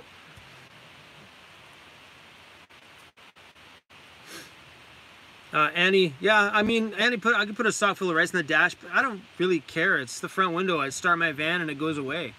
It's never really bothered me at all. And I don't care if I'm sleeping somewhere and my front window's fogged up, because if that ever happens, when I get up in the morning, every car around me has the same frostiness on the outside of their windows, so you don't notice if it's foggy on the inside at that point anyway. Because I got worried about that when only when I first started van life did I even care about what my front window did. Because when I first said, oh shit, people can see my windows fogged up, people know I'm in here, oh no. But that goes away in like a week of being in the van. You stop giving a shit. You know, nobody's gonna walk by your van and care. I mean, I don't know, the people don't really care here anyway. And a little frostiness in the window never bugged me. Doesn't bother me now. Prepared living. I've been in the van over a year now. So a year and a month. Something like that. M. Cooper, where did I get my cabinets in the van? I got them from a Canadian store called Jysk, or Jysk is the spelling. They're just home furnishing stuff. You know, and I went into multiple home furnishing stores to find the right cabinets. So if you're looking to do something simple like this, just go home furniture shopping. Home furniture shopping. What's the difference? Technically, you're furnishing your home, so why do you have to build cabinets when you can buy just home furnishing cabinets for your van? It works. But like I said, the only suggestion I have, if you buy cabinets like this, glue them, and if you have to put them together, glue them and screw them together so they have a little bit more rigidness, and maybe L bracket some inside of the corners just to kind of, because they're not meant to be shook all the time. But that's all I gotta say. Otherwise, I mean, I would build my next van out with home furnishing cabinets. I mean, if I buy a high top, you know, like a Sprinter or something, or a ProMaster, I wouldn't use these cabinets because they'd be so much shorter in that van. At that one, I would probably build out. Maybe. We'll see. Who knows?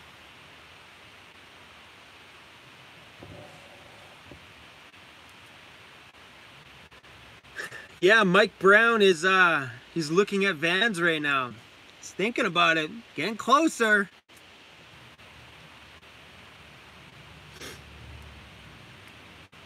Car Junkie, how did I bracket the cabinets to the wall? With L brackets. Those little metal L brackets. That's all I did. Little metal L brackets all over the place. Nothing fancy. There's L bracket. Like on the inside of all the drawers, I took all the drawers out, and anywhere the drawer was close to a cabinet, I L bracketed it. So it's L bracketed and screwed to the floor in multiple locations. It's screwed to the wall in like 3 or 4 locations, maybe 5 locations on some of the cabinets, and they're solid. I mean, I've had the rocking mistake already. I've already been there where one of the cabinets have come loose from the wall, but that was when I'm like, oh, 2 brackets will do. No. I screwed the crap out of them now. They're bracketed like crazy. And some of them aren't screwed into anything. Some of them are just screwed into this short, thin little panel. They're not screwed into metal. And they're solid, man. These things are holding pretty good. I'm sure at some point I might have to redo the brackets, but man, these things have been in here for what, 6 months now? I don't even know. And yeah, no problems at all, man. Super good. I think the key to them is lots of bracketing to the floor. Like these things are secured to the floor like madness. Because I figured if the floor, being that solid of a floor as the floor is, that, you know, it's going to give it the most support, that the walls are just a little bit of movement. As long as it's bolted to the floor, I'm not going to lose the cabinets off the floor. Missouri Belly, love your outlook on life, love the positive vibes you put out there. Thank you. Thank you for the love.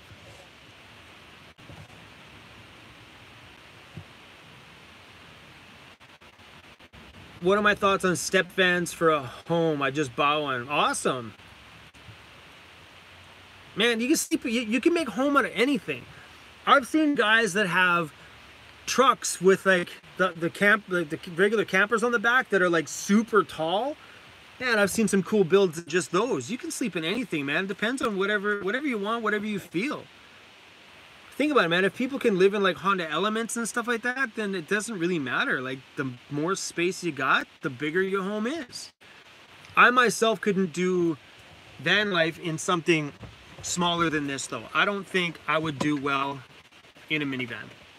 That's just me. I think this van, sorry guys, I'm plugging in my laptop. I think this van is like the perfect size for me.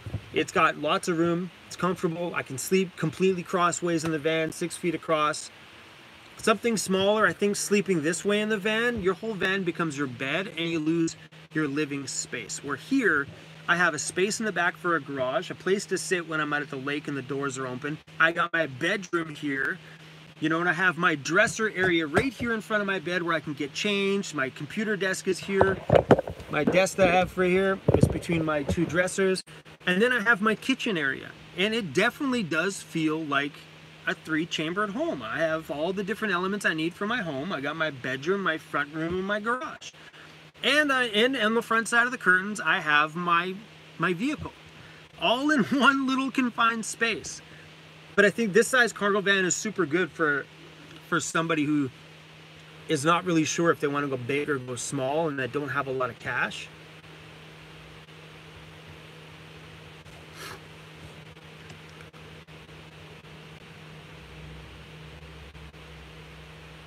Preparing to live. Do I decorate the van?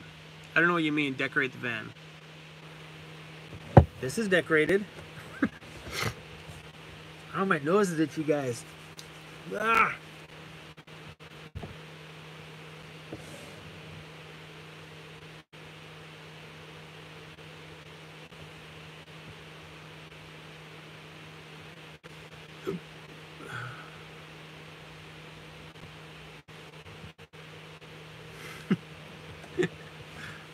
Oh, you guys are awesome.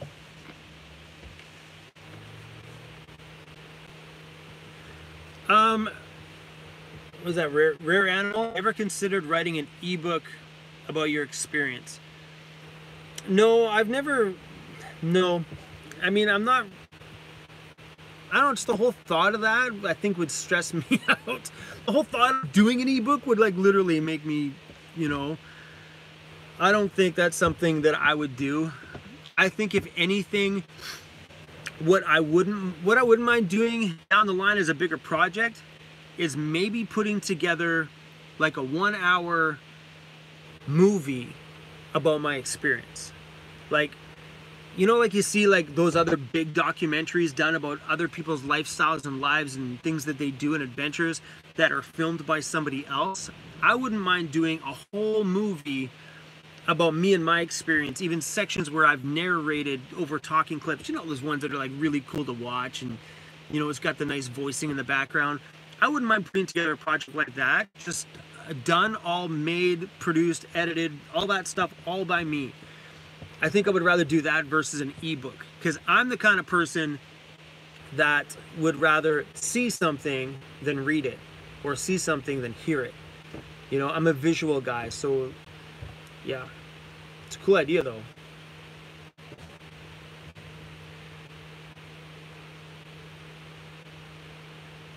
See, a lot of people are into those ebooks, and I don't know, the thought about me putting one together would just be driving me nuts. I don't got the patience for that kind of stuff. I wouldn't even know where to start. I'm so scatterbrained, for me to focus on doing something like that is just, yeah. There's a whole lot of people chatting about Patreon on here. You know what I find really weird? I find it weird that my people on Patreon promote my Patreon.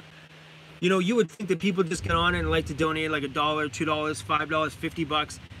You'd think that they just do that, but it's weird that my Patreon loves Patreon so much that they promote it. Look at these guys in here. Seriously, you guys are awesome.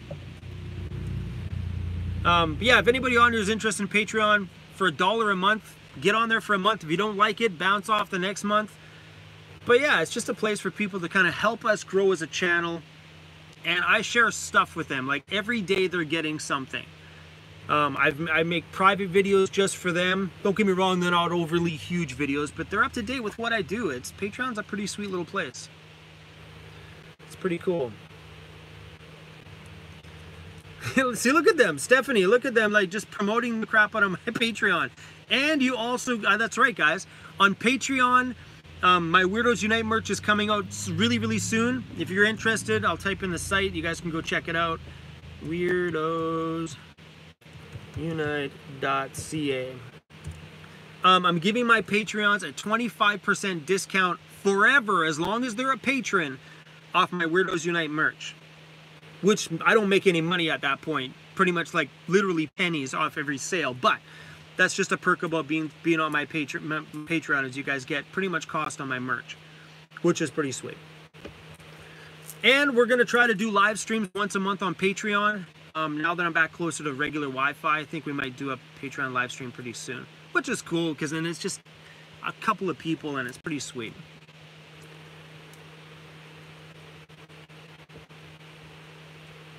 Man, I need to wash my bedding.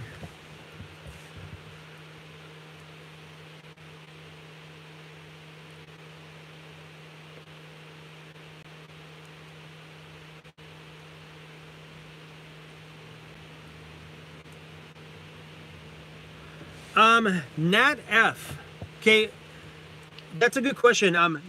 Nat F just asks, how would you insulate a minivan for cold weather? The last thing keep me from. Okay, first off, don't let anything stop you from starting van life. Don't let any blockages in your head like this one. Oh, well, I'm worried about, that's stopping me from starting about insulating. Forget it. Honestly, man, get in your van. You will figure things out. That's it. And the van life is much that. It's an experiment. You will figure things out. You'll experiment with a few things, find out what works and what doesn't. But if you have a van that already has paneling over everything, don't touch it. Leave it alone. You don't have to insulate behind it. Leave it. Because all you got to do, because think about this, If a family of 5 drives around in a van, or a family of 7 drives around in a minivan all day and everybody's breathing, it's not affecting your van at all anyway, so why would you sleeping in your van for 6-8 hours a night, then opening up the doors and it's just you? I wouldn't worry about it. So if it's got the factory paneling, leave it alone. The only thing you might want to do is cover up some of the windows, right? Because that's a lot of glass to you in the out. And like honestly, if you want to just cover the windows, take a look at my back windows. Sorry if you guys can see that. Hold on a second.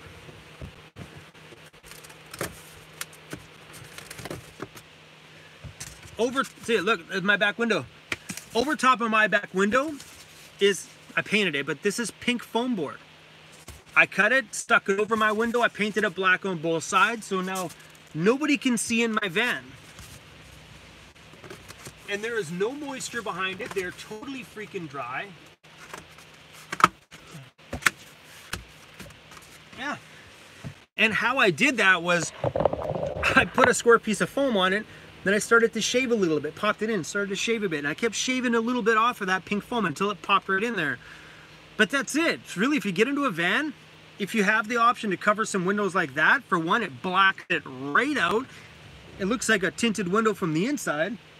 Well, kind of. It's got lots of dents and stuff in it. As soon as you touch that foam, your fingerprint goes in it.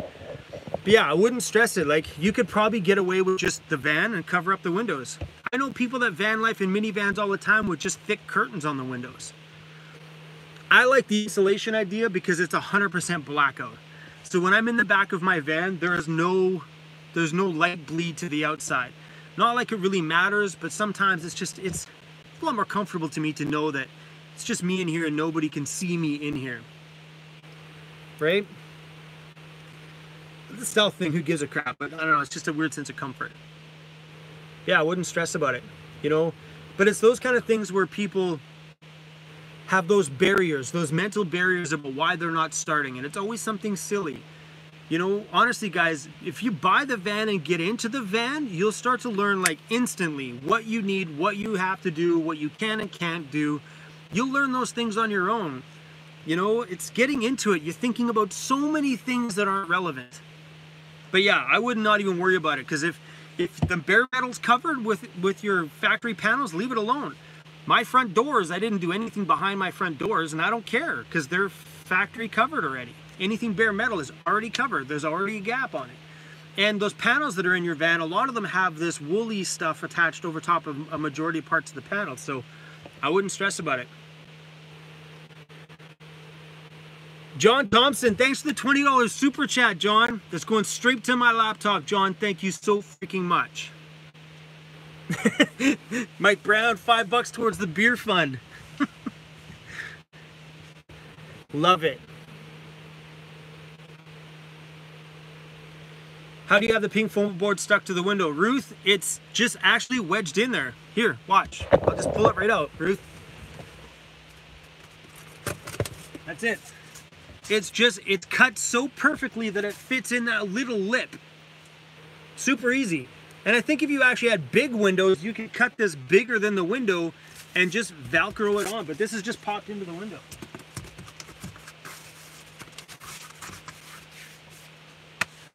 And it stays there.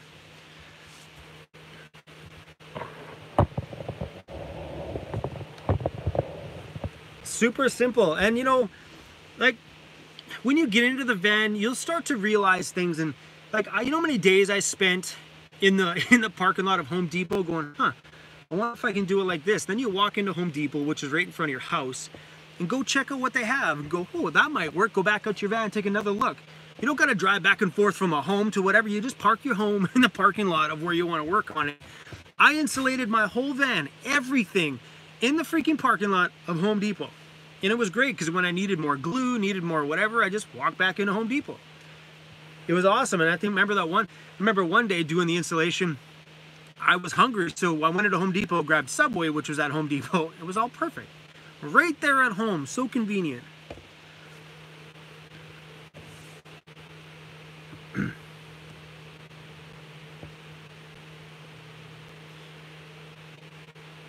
Lisa C, good morning. Lisa, smile for everybody, okay? Sorry, Lisa. Nobody knows. Sorry, Lisa. Smile. Oh my goodness.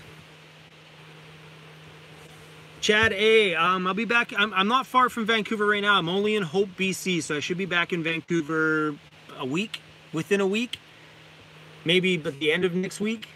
I'm gonna take my time though, because while I'm in Hope now, so I'm gonna go film a few things while I'm here today, and then I wouldn't mind going through like the backside of Chilliwack a little bit, maybe down through like Harrison Hot Springs and Agassiz kind of area.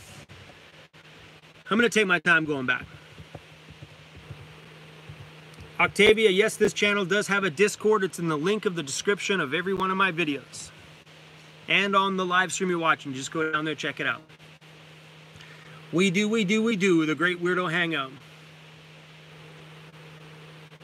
Jenny, have I traveled to Ontario? No, but I really, really want to. Ontario's like my, that's the part I'm excited for.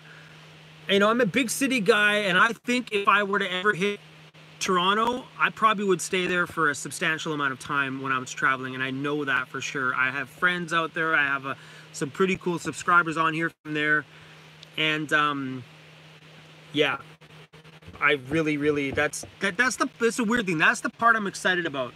Is I don't know how things are gonna go or what's gonna happen, but I would like to travel Canada starting when the snow goes away. I don't know if I'm going to be able to. We'll see how things are going at the time, but I would love to just leave the second the snow is gone and go. Like, leave May, June, July, August, September, be back for October, or even April. I don't know when the snow leaves some of those sections over there, because there's some shit. I don't want to drive through that garbage. But, yeah, man, Ontario's pretty big. I would love to go.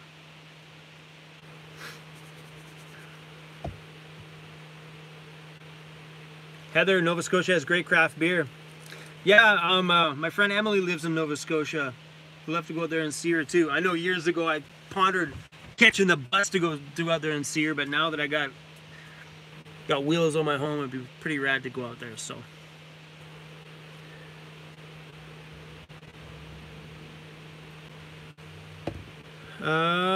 So no more DJ work.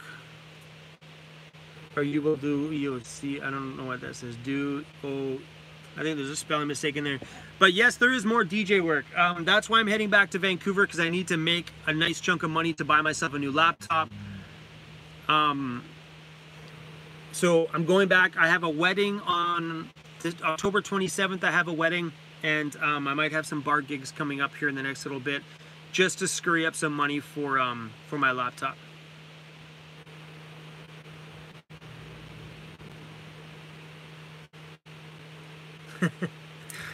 Oh, Lisa. Hey, Mike. Mike, never mind. Lisa, email me the link to your YouTube channel, and I will make you a moderator on here, Lisa. That'd be super rad.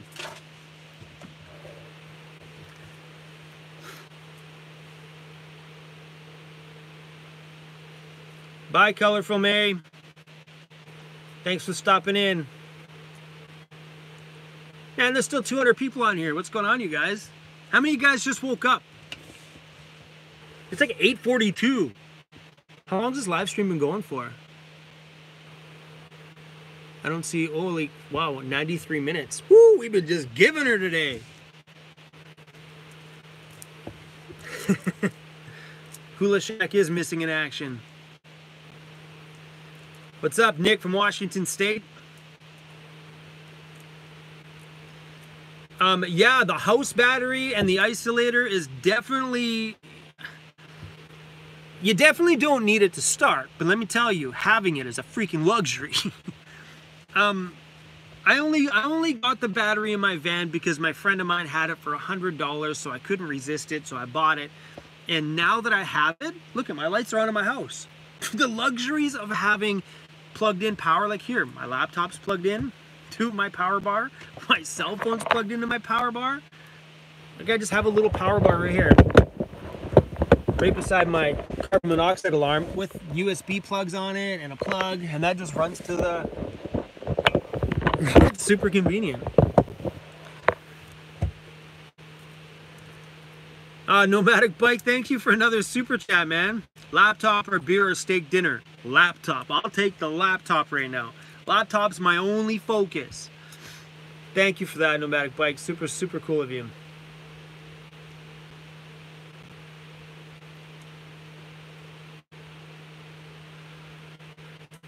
Sandra, awesome, man. Yeah, I like traveling in Canada because it's my hometown. It's nice to see. I know I haven't traveled far, but it's cool to be in all these little towns that are close to where I am. Like this whole trip, I've been gone for what, 2.5 weeks? And I've driven a total of a maximum distance of 5 hours, sorry, 4.5 hours away from Vancouver. That's it. It took me like 2 weeks to drive what the average person drives in a morning. It's been super nice. It's nice to drive super slow. You get to enjoy the little areas with no rush. It's beautiful.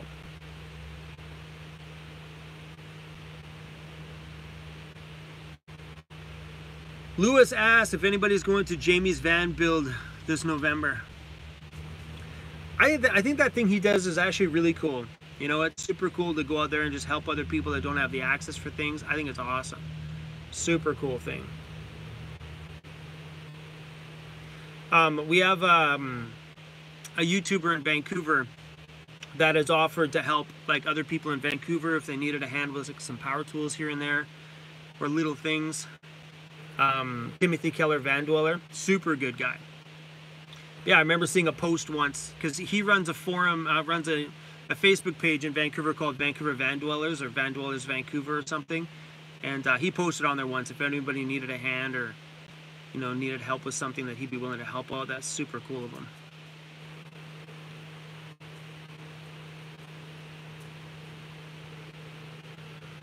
Peace out, Jessica. Have an awesome day.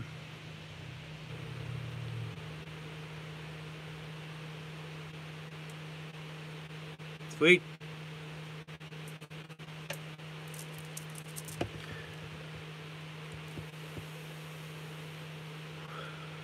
Oh, it looks like a lot of people have gone to that Jamie's thing. That's pretty cool. It's cool to see that kind of stuff.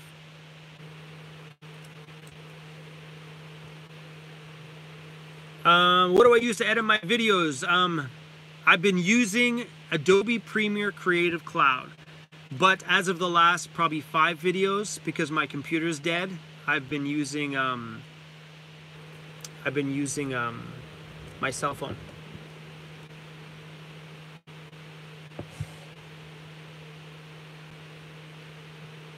Does UT, what is UT? At least what is UT? Does UT take money from Patreon?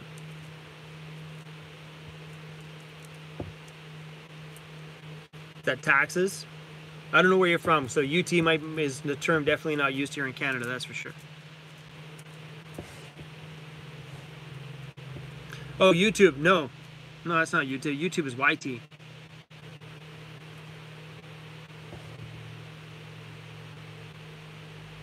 Elise, waiting for you to respawn. Yeah, but YouTube would be YT, not YouTube. Oh yeah, okay, YouTube. So, no, YouTube doesn't take any money from Patreon. Patreon is its own separate entity.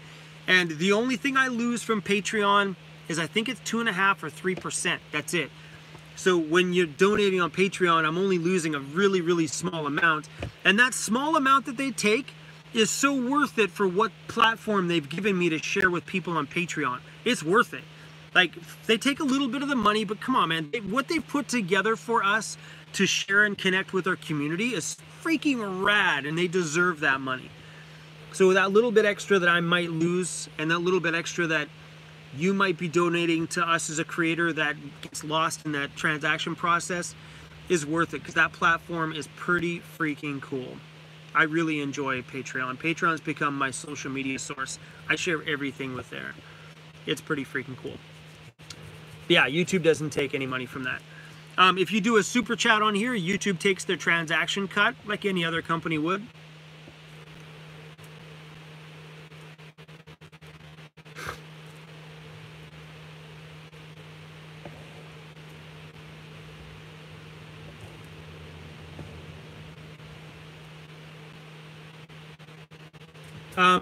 Is PayPal better? If somebody wanted to make like a one-time donation, PayPal would be the place to go. If somebody wants to be a part of a community of great people we have here on our VANCITY Van Life channel, they want to be a part of something bigger than what they watch on YouTube, Patreon's the place to be. But if someone wants to just to throw us a little love once in a while on PayPal, and we get that from people sometimes, they'll throw money for Disco's Treats or something like that, or kind of help us out, Patreon's the place to do it. Sorry, PayPal would be the place to do your one-time things. But Patreon, if you want to be a part of something awesome, Patreon's cool though. I don't know, I just love it. You know, and it gives you the option. You can do as little as $1 to as much as you want to give. Or just, Tom said, or just send me cash. I've had that too. People will send me a letter or a card with like some cash wedged in it. It's always nice to get. Stuff like that just, like, honestly, guys, helps the channel. Especially now that we're 100% full-time. Beautiful.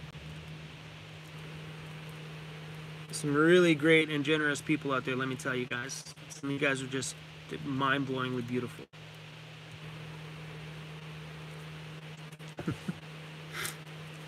I just love it that my people on Patreon promote my Patreon. You guys are freaking awesome.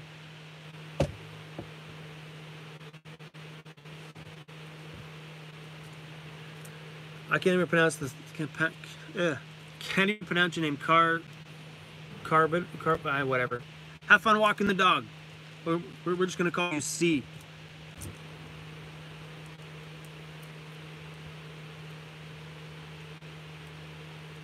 Marquis, thanks for the love. You guys are so awesome. Yeah, Disco's in the front seat. He's passed out. Because we've been on the road, we're always outside the van. We're adventuring, and every time we park somewhere, the van doors are open. Disco's running around playing with his new ball and some of his older balls, and yeah, he's super tired lately. I can hear some movement in the front of the van though. Man, we've been live streaming for 101 minutes. Insane.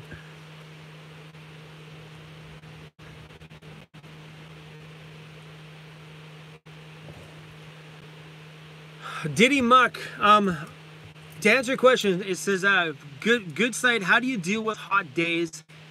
Have any AC? I'll tell you something. Summer used to be my favorite time of the year. My favorite. I love summer more than anything else in the world prior to van life. As soon as I moved into the van, hot summer days aren't as enjoyable as a day like today where it's like, I don't know, plus 7 degrees or whatever it is, 10 degrees. These days are way more comfortable because the van is a really great temperature. It's easier to heat the van than it is to cool the van. Way easier. Prius Camping Sunshine, thank you for the laptop fund. So awesome for the super chat. Thank you so much. Oh, I love this, guys. So awesome. So freaking amazing. Okay, what were we talking about here? Got sidetracked with the super chat. Oh yeah, like it's easier to heat the van.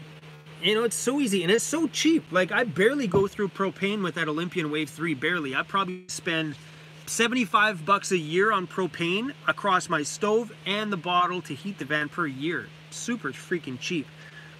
But in the summertime, I've parked many days with my back doors open. I'll prop the back doors open, like here's the back doors, I'll prop them open so they're like an A-frame. And then I'll back them into like some shrubs or stuff like that so it's got some airflow. I've even done that on the side doors where I pull up to a row of shrubs and I'll pop the side doors open so people driving by can't see that my doors are open. Or I'll park at the beach with my back doors open. I don't care. But yeah, we don't get hot summers here though too either, but it's easier to stay warm, let me tell you that. Summers aren't always overly comfortable.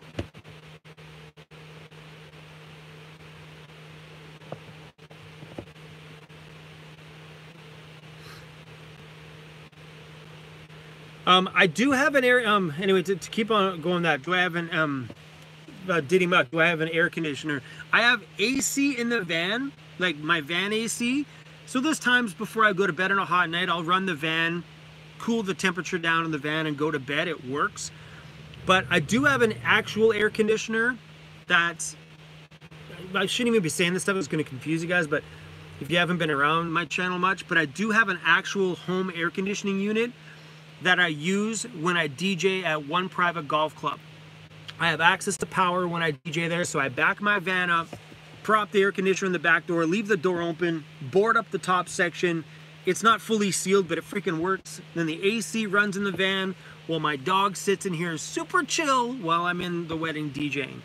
I got the AC unit for the dog, but I keep that air conditioner with my DJ stuff at that private golf club. So I don't have to deal with it. I don't got to see it the rest of the year. It's there when I need it. But yeah, I mean, whatever. I don't live in a hot climate, so for me, heating the van, cooling the van, I don't know. I just leave the doors open. I don't think I would go to the point about putting AC in the van. If I lived in a hotter place, like some places in the US, I would probably put an AC in here, but I no interest.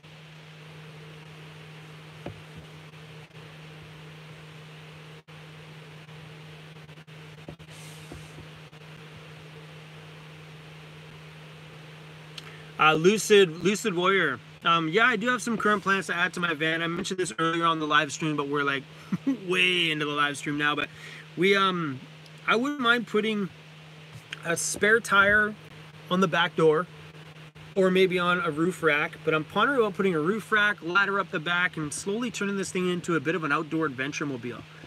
You know, buy a 2-person kayak for the roof and stuff like that, and just kind of build this for more fun and adventure. But I do have some plans, but that's really about it. Not much really going on. I still want to trim out these pieces here to cover up all this material. Little final touches on the inside, but for the most part, I'm going to start doing some small adventure stuff to the outside. At some point, it'd be nice to put a lift kit in here. Some nice chunky mud tires on it.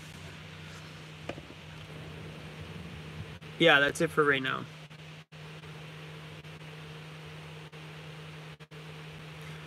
Beeps and Eats. Honestly, that factory AC unit in your van, if you run that thing before you go to bed and chill your van out, super great. Because here's what I've learned.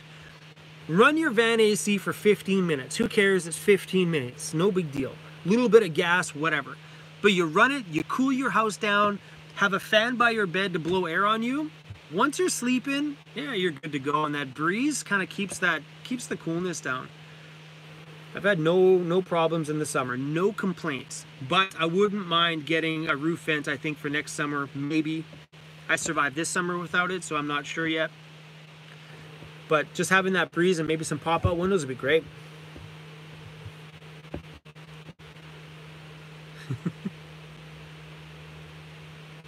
Yeah, John. Sorry, my glasses are shit. John and Melanie? Yeah. John and Melanie, yeah, I've been really thinking about the kayak a lot lately. I think I might actually go find somewhere by a lake somewhere to rent a kayak and see how Disco does in that 2-seater kayak. To see if he will actually, I mean, he for the most part is pretty chill, but to see if he'll chill out in the front side of it. I have a life vest for him already anyway, but I just thought it'd be kind of nice. We've been to the lake sometimes in the morning where it's like 5 o'clock in the morning, nobody is around. It would be so nice to get out there with the kayak, paddle around the lake, and just enjoy a morning. I thought it'd be kind of fun. Diddy Muck, what's my favorite meal in the van? Honestly, my favorite meal in the van is rice. I eat a shitload of rice. Those little Uncle Ben's microwavable ones that are pre-cooked. I just open it, put it in a frying pan, and some hot sauce. Usually that and some broccoli, or that and something else. But yeah, believe it or not, just rice. That's I make that in the van a lot.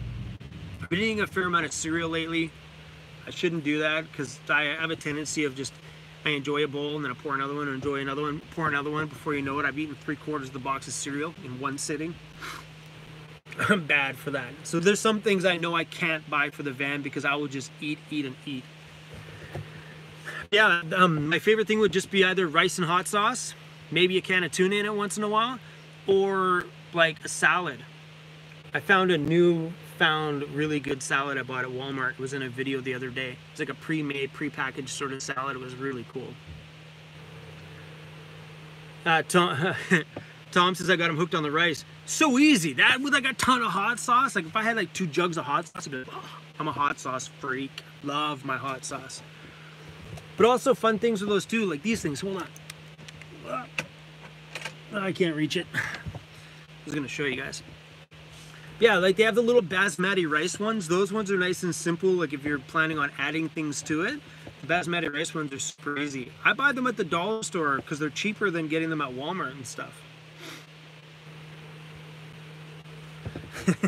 I love that bomb diggity. Beeps and eats. Jasmine's rice is the bomb diggity.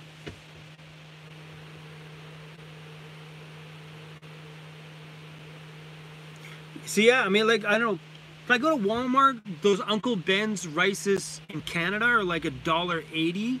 Sorry, or $2.80 for those things. You go to the dollar store and I get them for like $1.50. Sorry, $2.50. They're not much cheaper, but they are a little bit cheaper.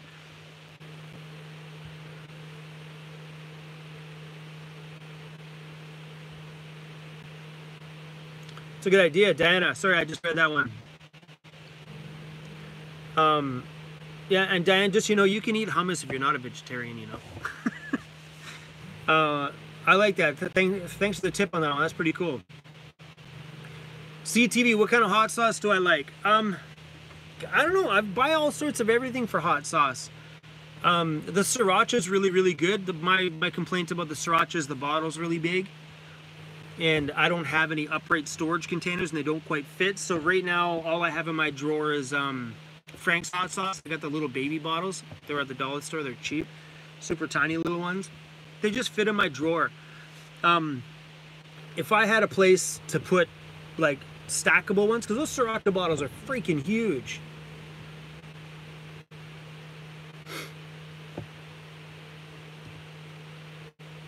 Yeah, that's what mine is. I have two little bottles of Red Hot.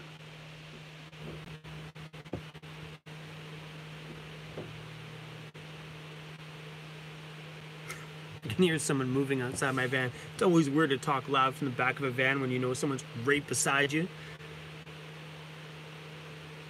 Chrome, do I have a girlfriend? No, I don't have a girlfriend. I like being single.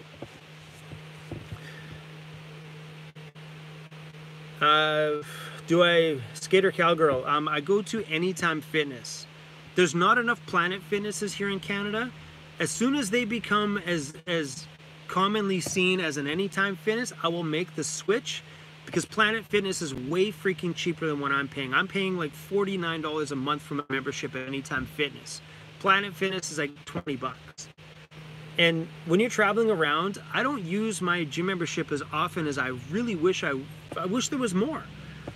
You know, because if you're in small towns, there is no gym. So I'm paying this $50 a month membership for something I'm not using. I might use it once a week on my travels, and it doesn't really make it worth it when you go to the end of the month and you use the gym 5 times and you realize each shower just cost me $10, which is, it's a hard thing to flip, you know what I mean? Where if it was a Planet Fitness and it was only 20 bucks, it'd be worth it. I wouldn't sweat it. But I do pay a hefty chunk of money for that Anytime Fitness membership. Don't get me wrong, it's good in Canada. It's good at any location, anywhere.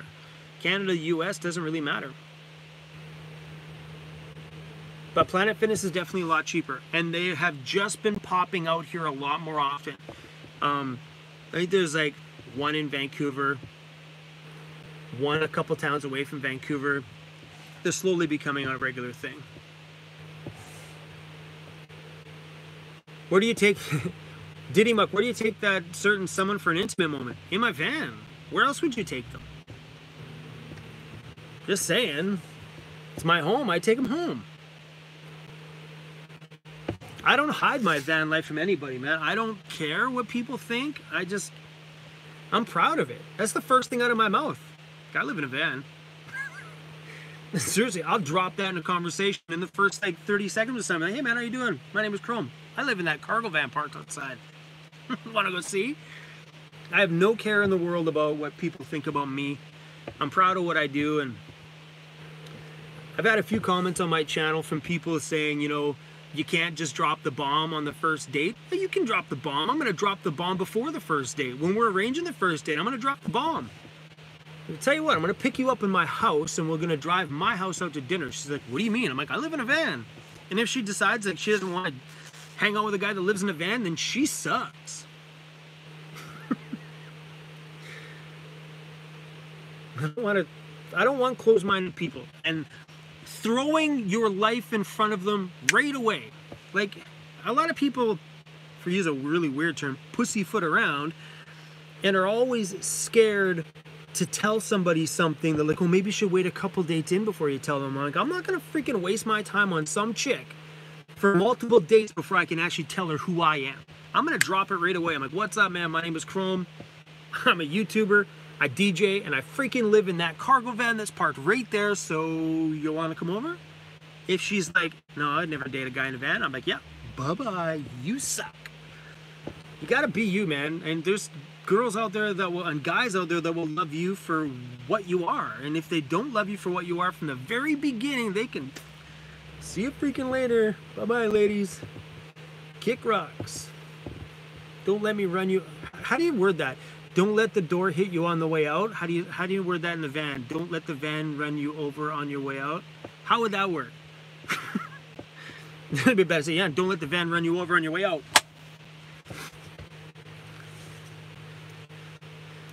Yeah, Laura, you gotta be straight up, man. I don't hide anything from anybody. Nobody.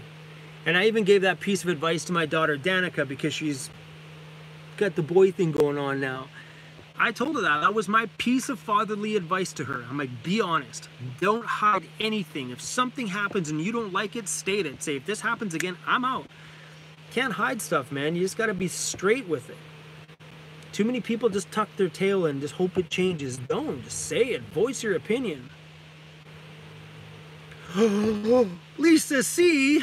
Awesome, Lisa. Only 25 days more of paying rent. As of October 31st, I'm no longer paying mortgage or rent. Woohoo. Lisa, freaking rad.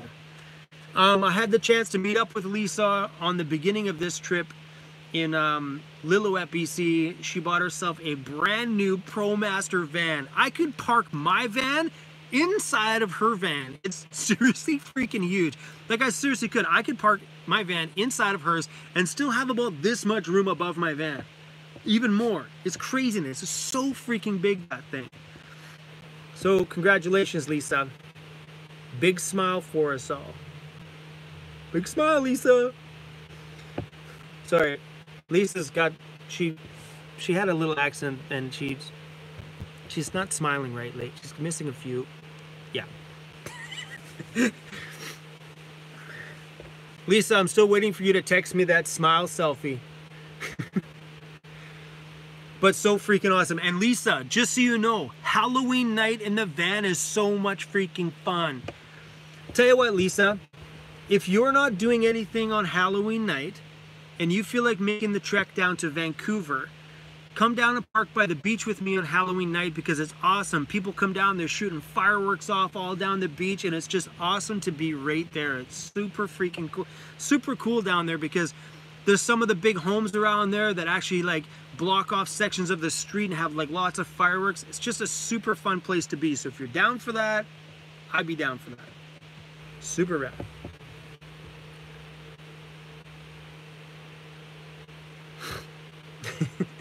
All right, so Lisa said it. Lisa smashed her face on her brand new van door and knocked out a bunch of her front teeth. Oh, Lisa. Prius camping, have I considered an inflatable kayak? Huh. I never thought about that. I don't know, just I don't know, even just the thought of inflatable just doesn't seem. Huh. I'll have to take a look into those Prius camping. Thanks for suggesting that. I'll take a look into those. I just think it would be kind of nice to just grab it and go instead of having to worry about grabbing it. I mean, I could put an inflator thing in here, no big deal, and it would probably inflate pretty quick with one of those little portable inflators. But I never thought about that. It's a good idea. I'm gonna look into that today because I'm in no market to get them right now. It's gonna be a while before I make those kind of changes because I gotta buy a van first, and then I might have to deal with maybe buying a secondary cell phone because, yeah, I'm having some issues with the microphone on this side, but I'm gonna try an external one. Whatever. Well, I don't want to talk about my phone. No big deal. The phone works. It's working right now. But yeah, that's pretty cool because I wouldn't mind having one that I could just take down and use it and throw back up when I'm done. Yeah, I'll take a look into that. Thanks.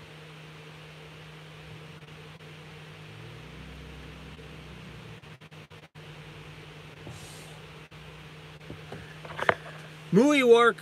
That's even how you pronounce it. Thanks for the super chat. Super awesome.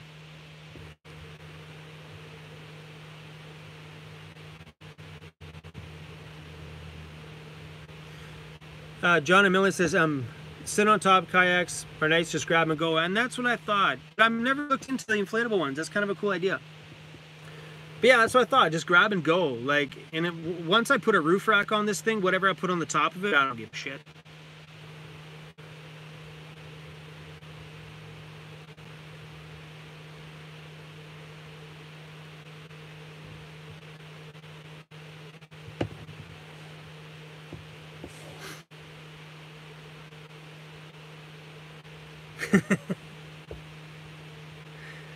Nomadic bike, you've gone 2 hours and you still have 200 more than the typical live stream. But yeah, but Nomadic bike, you live stream a lot though.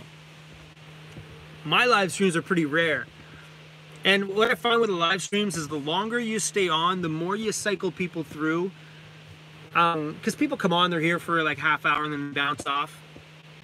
Some diehards like Mike Brown are here, or like you, Nomadic Bike, are here for the whole run. You guys are craziness, hanging out with us this long. Your time is valuable, guys, and I seriously appreciate it. So hit that subscribe button on my channel. I like that idea. My subscriber count's going like nuts right now. It's crazy to see how big it's getting. Right before you know it, it's like boom, 16,000, boom, 17,000, boom, 18,000. Like, what's happening? I want to see this channel hit 20K. 25,000 would be like, I don't know, a big milestone for me. 25,000. I remember back in the beginning, and this is a cool way to, cool thing to hear. I get just as excited for every like subscriber that gets added as I did when I first got my first like 10 subscribers. It's just as exciting now. You know, I haven't lost track. I'm like, oh, my subscribers have only grown by 250 this month. Don't get me wrong, I'm growing by 2,000 a month at least right now, but I don't get that way. I get excited about everybody because everybody's so freaking important. And I don't lose that, because if you lose that sense of where you started, you lose everything. And it's like, if you lose that sense of where you came from, what life was like before you started something amazing, you lose your foundation. It's like here, if I stop losing the excitement about every single person that jumps on and joins our family, you lose it all, man. Everything just crumbles below you.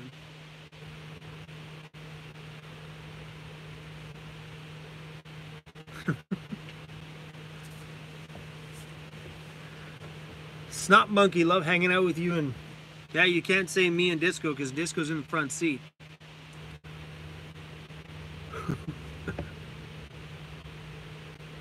Check out Poke Boats. I'll check it out. Car Junkie, do I wish I had a Class B instead? No. No. No, no, no, no, no, no, no. Here's the reason why. If you take a Class B, it's built out by the manufacturer, which means you are stuck with that floor plan and that layout unless you destroy it. I don't like that idea. I like the fact that I kind of got to build everything on my own and put it where I wanted to put it. And I don't need a bathroom in my van, and if there'd be a bathroom and stuff like that in my Class B, it would just take up valuable square space that I need for something else. Or be like everybody else that owns a Class B and just use it for storage. Doesn't make sense. You know what I mean? So no, I'm not the Class B kind of guy. I think it's great for someone who's got the money for it to buy a Class B because they're freaking expensive. Even the used ones are hella pricey. But if you're into just buying something that's ready to move into, they're great. Where me, myself, I enjoyed the whole process. I enjoyed getting my van over the last year to where it is today. I enjoyed this. And I think if I were to build a second one, I'd do it the same way. Take my time, build it bit by bit, little bit by little bit. And yeah, I've shit in my garbage can a few times. It's all right, it's what you do. And it's very rarely you get that emergency, and usually those emergencies, I've been driving around the street trying to find a toilet to use, and there was one. I'm like, oh crap, in the back of the van, take my garbage bag out. Underneath my garbage bag, I have toilet paper and poop bags. I pull it up, put the bag over, do my thing, and done deal. It's only been a couple of times, man. No big deal. Shit in a bag. It's all good.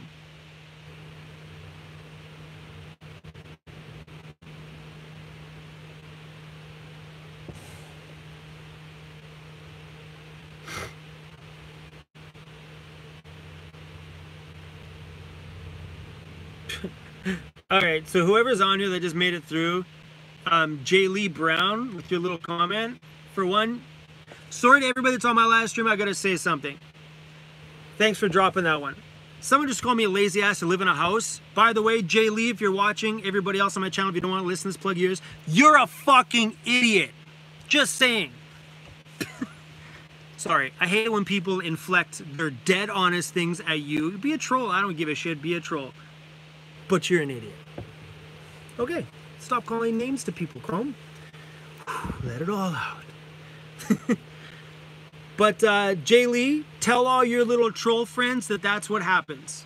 You get deleted, you get knocked, you get blocked.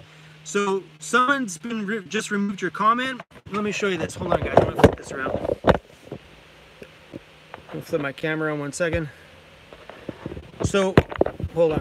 Sorry for the shakiness. Here's what happens. There's the remove comment that was removed by a moderator. Now, here's what I go do. I go right here. Sorry.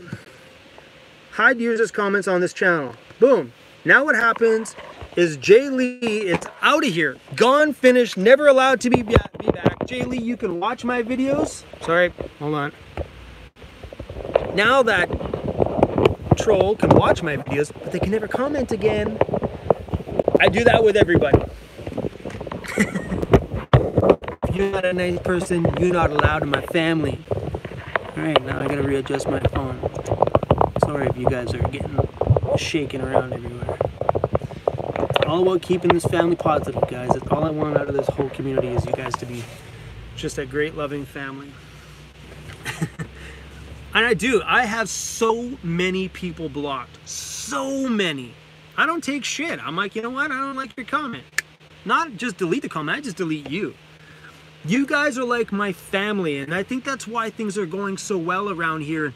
Things are always positive, moving forward. And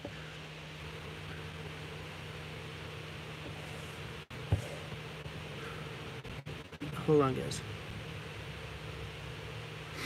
Yeah, it keeps things moving forward. You know, people always comment to me, even in emails I get from people saying, I love the comment side of your community because it's always so positive.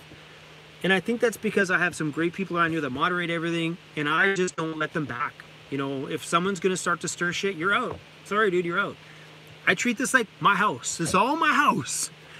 If you want to come in and rock the boat a little bit in my house, you're out of my house. Get out.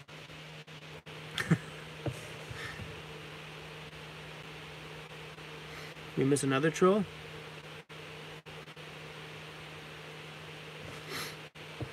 I love them. Trolls are like haters, man. Keeps the world going round. If you got trolls, that means you're doing something right. So thank you, trolls. We work. How old are you? Please don't delete me. Love it. 44. J-Ro, yeah, I'll be coming down to the U.S. at some point. It won't be this year. It won't be in the next year anyway, for sure. But I will be coming down there at some point. I would love to do a cross-Canada trip before I decide to venture down into another country. My home country deserves love because as of right now, I've only been as far as I've been close to home. I've been around Canada a little bit when I've DJ'd before and just going out and doing things, but not traveled. So I think my country deserves some love before I move. Beeps and Eats, is it troll season yet? Yeah, we hunt trolls on this channel all the time, man. Take them out. If you see them, take them out. And there's no tag limit on hunting trolls. So if you see one, demolish it.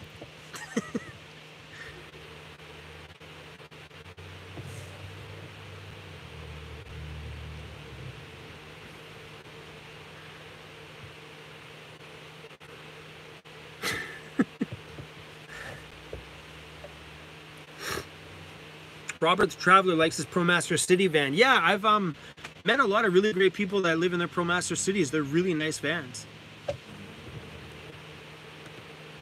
I like them.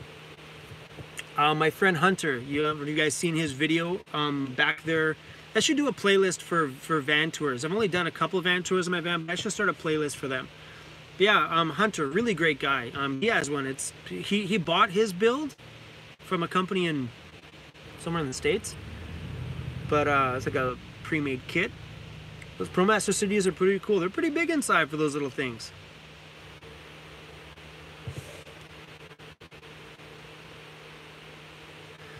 Anyway, guys, we've been like live streaming for 130 minutes. That's a lot. Is that 130? Yeah, 130 minutes. Disco is turning 7 years old in January. Clifford Mayfield. What's up, Clifford? Thanks for the super chat, man. It's so awesome. Super chat for not taking any shit and the laptop. That'll be all laptop money. Cliff, thank you. So awesome.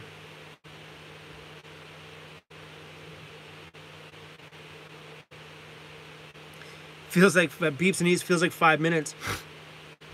Yeah, 100. I think the longest we made on a live stream, the longest one we've done is 3 hours, I think.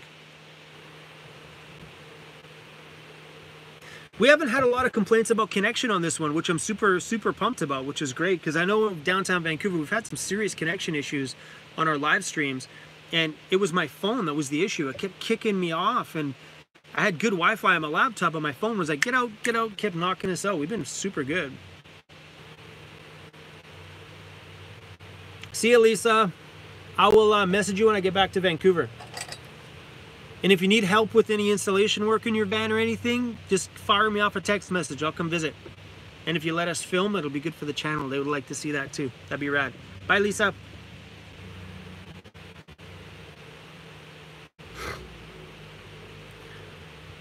All right, guys. So I think we're going to bounce off this live stream. Maybe not right now, but pretty quick. So I want to get some things out before I go. A little bit of promotion stuff.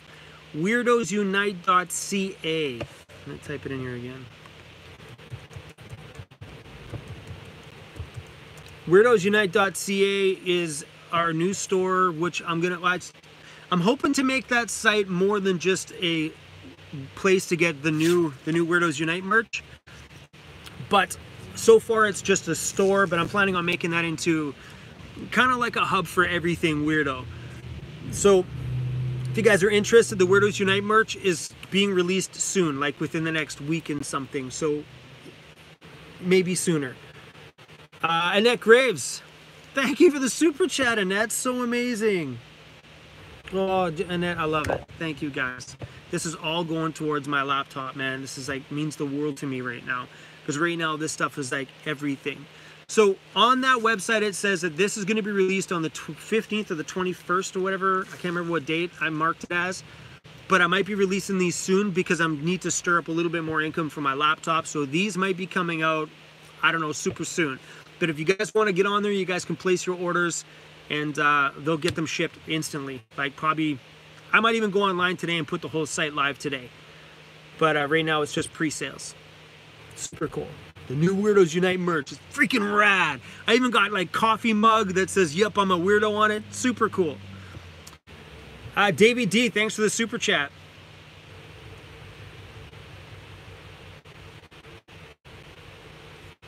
Super rad. Man, super chat's been super good today, guys. This is like heartwarming. I love this stuff.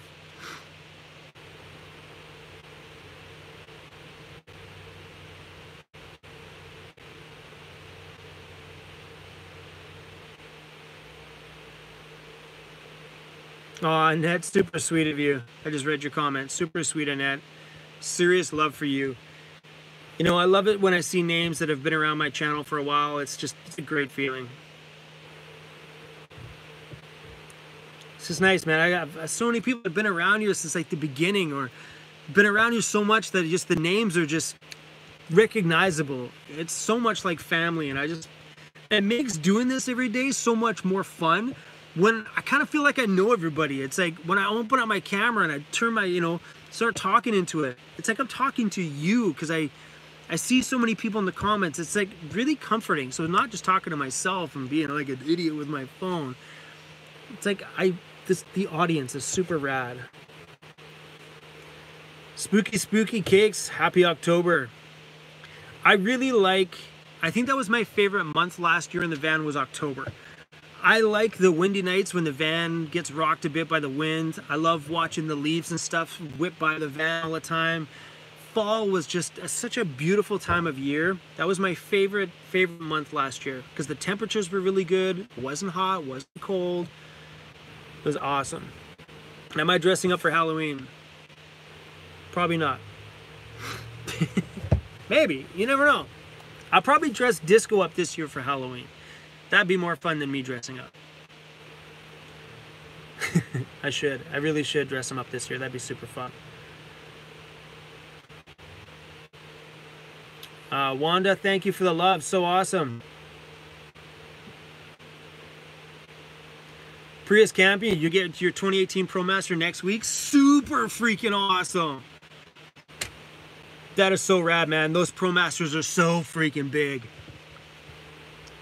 They got so much. Yeah, Snot Monkey. Lick that subscribe button.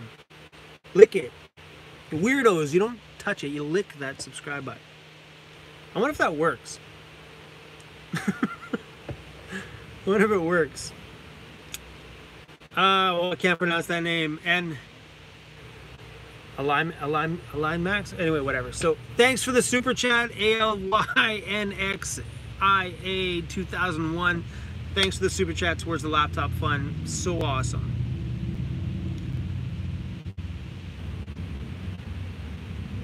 Dave Pope, what am I doing today?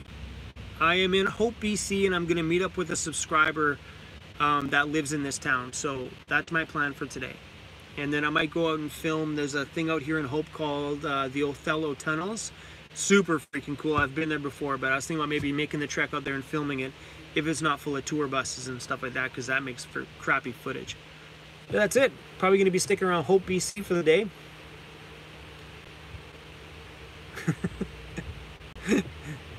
Skater Cali girl subscribed but didn't lick. That's hilarious.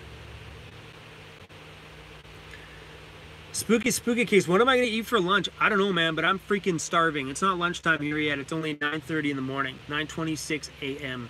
It's time for breakfast is what it's time for. I don't know what I'm at for lunch. I've got some salad greens and stuff in the back. I just might make myself a salad for lunch, something simple. Licking my next vid, funny.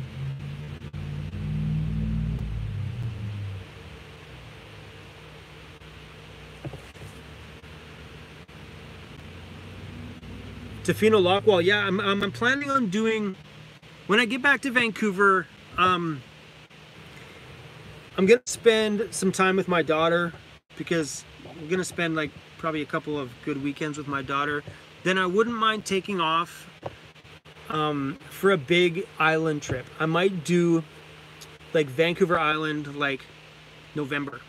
I don't know. We'll see what I book for DJ gigs, and because I'm just gonna book some gigs and stir up some extra cash. But I'm probably gonna be going to Vancouver Island and doing a nice good long trip over there, a few weeks, a month, I don't know, and just adventure all around the island. So, but Tofino's coming again. I miss Tofino. And I like going to Tofino outside of the summer because it's equally as beautiful and less people. I like that part. Yeah, Amanda, I will be, this time I'm going to be scheduling a meetup in Nanaimo, and I will schedule that trip because Nanaimo will be my very first stop on that trip. So I will schedule a meetup. You guys will know at least a week before. And yeah, because I do have a fair amount of subscribers in Nanaimo, BC. But we will be doing a meetup probably in Nanaimo and another one in Victoria while I'm on that trip.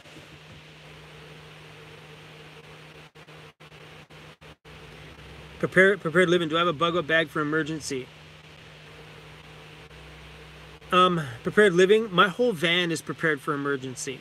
You gotta think of it that way. You know, people in homes prepare for things. My van is prepared for everything. Right? You know, I mean, I'm not really been that person that kind of has, like, well, obviously you're into preparing for things. I've never really been that person, but if you look at van life, you're prepared for everything. People at home stockpile on food and stockpile on water, stockpile on everything. My van is equipped with everything I'm gonna need. I could survive in this thing with what I have for probably a solid month before I ran out of food, maybe more. I don't know. I have a lot of canned goods in my van too, but if you look at it that way, you know, your van is ready for anything. Spooky cakes. Do I shit in my van? Yep, I shit in my van. Not all the time. I've only done it a handful of times. Not even that many. Maybe 2 or 3 times. I don't remember now. Maybe, I don't even know. But I do. If I have to do it, it's very rare that I'm not around a bathroom. There's freaking bathrooms freaking so much everywhere that it's not even worth it. It's only been those emergency times where it's like, 1, shit my pants, 2, shit in my bag in a garbage can. I just shit in the garbage can. Happens, man. Your nomadic bike, you got that right. Van life equals a bug out vehicle. You know, for anybody who's into that preparing thing, man, I'm equipped for anything. Vancouver gets a tsunami warning. See you later. I'm heading for the mountains. I'm out. You know, we're prepared for everything. Yeah, Mike, shitty subject. You got that right. So many people are worried about that shitting thing. I think their life revolves around shitting. Where do you poop? In a freaking toilet. Where do you poop? What's my favorite food? Everything. Absolutely everything. I don't know. But if you had to tell me something on my Chrome, what do you want to eat right now? My answer is usually always tacos. So maybe that's my favorite food. Tacos. Now I want tacos. Man, what's happened live stream? Someone brings up food, my favorite, and I mentioned tacos. Now I want to eat tacos. It's 9:30 in the morning. I don't think I can go get tacos anywhere.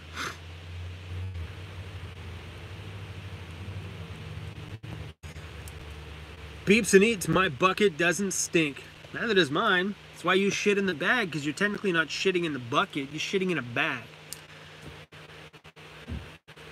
Yeah, bear shit anywhere. You got that right, Hank. All right, you guys, we're going to leave off this live stream. One last question here while I got it here. Any scary moments? No. Edward, van life is safer. I think van life is safer than living in a house. You know, if I don't like something, I just move somewhere else. In a house, you're stuck. This van life is super safe. Super, super safe. You know, I think if there's a problem in van life, then you're parking your home in a place that you probably shouldn't have parked it anyway. Use that, trust that gut feeling, man. Trust it. I pulled over 2 times on the way to this town yesterday. I was going to pull over on the highway. I pulled over on this one little pull-out spot, kind of shut the van off. I didn't like the feeling, so I just moved. It doesn't happen often, but you get that time, you get this weird feeling. Then I came up to another spot, I pulled over, I'm like, this doesn't feel right. And I don't know if it was the elevation and the huge cliff that was on the other side, but it didn't have that comfortable feeling. So I drove down out of the mountain pass and pulled over by a lake last night, and we slept great. I think it might have just been the elevation and knowing that there's a freaking cliff right there. Like, what if my van starts to roll? Might have just been that uneasiness from the height and the crazy shit. But yeah, man, trust that stomach on everything. And van life is super safe, guys. I don't know what's going on with people or where you're living or where you're from, what your neighborhood is like, but realize your van you can put into any neighborhood you want. So if you're in a shitty side of town, remember, when you get in a van, you can park in that nice side of town. I do all the time. All the time. Guys, I've been trying to leave this live stream. What are we at now? 143 minutes. Davey D. All right, guys, here we go. Davey D, I'm going to guess you're from the U.S. Can you answer that one for me, Davey D? Are you from the States? I get this a lot from people in the U.S. and I don't understand. Maybe it's because I'm Canadian. I don't know, but I don't get this whole protection thing. I don't get this whole, what do you have for protection in the van? Protection from what? That's my question. What are you protecting yourself from? What's going on that's so bad that you need to have some protection in your van? I don't know. Maybe it's because, I don't know. I don't get it because I see the States differently than the Americans see it. I get so many people on here. I'm not putting everybody in a pile, but some people in the U.S. see things as so dangerous all the time. where I don't see the US as a dangerous place, because I have friends that live down there. I got people that live in vans in the US that have no problems. It's safe, it's fun, it's beautiful, it's great. It's just like van life here. But so many people got this like thing that you got to protect yourself. I'm like, from what? You know, I got no need. Don't get me wrong, I have a few pocket knives around here, but not for protection. I have them here because if I ever need to cut a package open, I have one accessed here, I have one up front, but not for protection. I have no need to protect myself from anything. I have no fears. And if someone's gonna knock on my van, it's probably because I'm parked somewhere I shouldn't. I have no fears, and if someone wants to break in my van, bring it on. It's go time, buddy.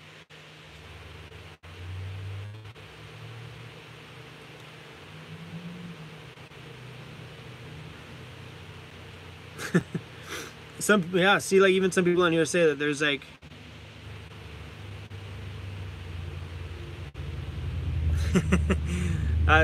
tons of anarchy. People say Canadians are nice. No such thing as too nice. You got that right. So like even over here, Just Watching says we have a huge crime rate. We have a huge crime rate here too. You know, it's not like there's like, we have crime-ridden areas out here too. You just don't park your home in the crime-ridden areas. There's towns that are just got a bad reputation because they're crime-ridden, like drugs and shootings. And think about it, the town I grew up in, the town that I was born and raised in, had like 40 shootings in like a year or like 6 months. I don't know what, it was a lot. People were getting burnt in cars and found in fields and shot on the streets and shot on the mall parking lots. We get the same thing here, you know. You just don't put your home in those areas. That's all. That's a great thing about van life, is you can put yourself where you want. Put yourself in the places that are comfortable. In a home, you're stuck in your shit neighborhood paying your rent. In your van, you can put yourself in positive, inspiring places that feel good and feel comfortable. Greatest part about this life is that your home is where you make it. Wherever you want to park is home. Don't park in shitty neighborhoods and you won't have a problem. I mean, yeah, we got crappy crime stuff here too. But we also have, like, I don't know, we're not going to get into that, but things are pretty mellow here. But we do have a gang problem. We seriously do. We have, like, Surrey, the town I just moved from, had kids shooting each other on the streets. Kids. Like, people were getting nailed with guns from like 13, 14-year-old kids that were shooting other people because they were just fighting for turf in the town that I was living in before I started van life. Crime is everywhere. Crime's just as brutal here. You guys just don't hear about it because we don't, the news isn't, I don't know, the States, they just broadcast everything's out there, out there, out there. Here, sure, we get it on our local news, but it happens. Every town's got their problems. But, you know, when there's gang violence in Surrey, just don't park your van in that part of Surrey and you're good to go. I have no worries about that stuff. Susan says it's our news media. True, though, but news is just selling what people watch. And if people are watching it, I'd think about them as news is a business. You know, like, even the news out here, they're just going to turn every story around into something that they feel is watchable. You know, if it's going to get the views on the news, they're going to put it out there. So if negativity sells, negativity sells. I know that with my YouTube channel here too. Negativity sells.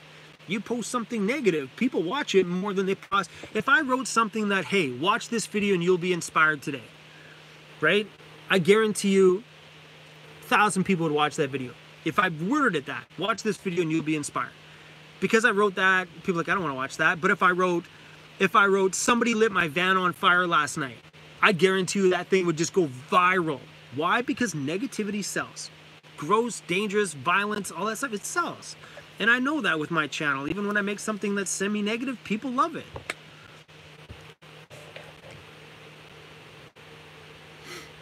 But yeah, I don't know. I see the US differently though, because I have friends that live down there that van life all the time. And they've had no problems at all. It's just, I think it's the barriers people build in their own mind again. I think that all that process comes from what happens inside your own mind. It's all those things that you build. Like, no, this is unsafe. This is the things that you build around you. It's places that are bad, places that are great. Just put yourself in great places. You know, because if put it this way. If I had to judge places by what people have told me on my channel, like seriously, if any of you went back through and found out all these comments of what people say the US is like, all the bad stuff and all the whatever, I would never go to the US if I believed everybody in my comments. People like, oh no, you get shot, you get killed, you get pulled over, the cops would have tased you, they would have shot your dog. All that stuff, if I would have just believed it all, I would never go to the US. But I don't believe all that stuff. I think all those things come from people that have a bit of an obstacle in here against what's really honestly happening behind that ruckus that they only see. Life is beautiful out there. Look at this. Majority of my subscribers are American, and you guys are freaking the most generous, beautiful, awesome, loving, and heartwarming people. Come on, man. Look at you guys. I got, what, 18,000 people on my freaking channel, and 80% of them are from the US, and all 18,000, well, that's probably, we'll say 15,000 of them are from the US, and you're freaking amazing. You're just, there's so much heart, so much passion, creativity, open-mindedness, and they're just amazing people. So put that in a thing. I don't have a channel full of crazy people that are scared of everything. All right, I don't know where this topic got off. We've been rambling on. I've been trying to say bye-bye for a while now. I think there's more beautiful out there, guys. You got to look past the shit that people are putting in front of you. Look around it. Look past it. There's something beautiful in everything negative. And if there's one thing negative, I guarantee you could find 5 things that are beautiful around it. Guaranteed. I look at life always that way. There's always something beautiful and something shitty. Just find that one thing that sparkles out from it, and that'll knock that shitty out of the door. Just us US weirdos. All right, you guys, we're gonna go. We've been live streaming for quite a while now. What does 150 minutes work out to in... Ah, forget it. Disco, you have to say come on, buddy. Come say goodbye to everybody. Disco, come on. Oh, I'm gonna flip the camera on. Disco, come on. Hey. Come on, homie. Come say bye to everybody. Come on. Come on. I hear movement. Come on, bro. Come. He's moving up there, but he's not coming. Come say bye. Disco, come. Oh, come on. There we go. Say bye to everybody. Good morning, buddy. You just woke up. I've been up for like hours. Hi, bro. Hi. We did a whole live stream without you. You were asleep in the front seat the whole time. Hey. Hey. Spooky Kicks. I got my dog from West Coast Bulldogs in Agassiz, BC. That's it. That's it. I'm just gonna sit. You're done. Oh, you're so grumpy in the morning. All right, everybody. Thanks for coming out. Thanks for watching the super chat with us. And high five to everybody who lasted this whole freaking time. You guys are nuts. And big thank you to everybody who threw in a super chat on this video. That's going straight to the laptop fund. Thank you. So awesome. Anyway, guys, we are out of here. I'm going to hit this little X on the corner, and we're done for this video. Thanks for hanging out. And if you're watching this on the replay and you made it to this far in the video, you guys are freaking weirdos, because this is a freaking long live stream. But if you're watching, hit that subscribe button right now, and let's just like join the party. All right, everybody, we're gonna go. I got a subscriber that I'm hopefully meeting today. Yeah, we're out. I always do is always look at the chats before I hit the X, and then it just keeps us going. So we're gonna go. Thanks, guys. Bye.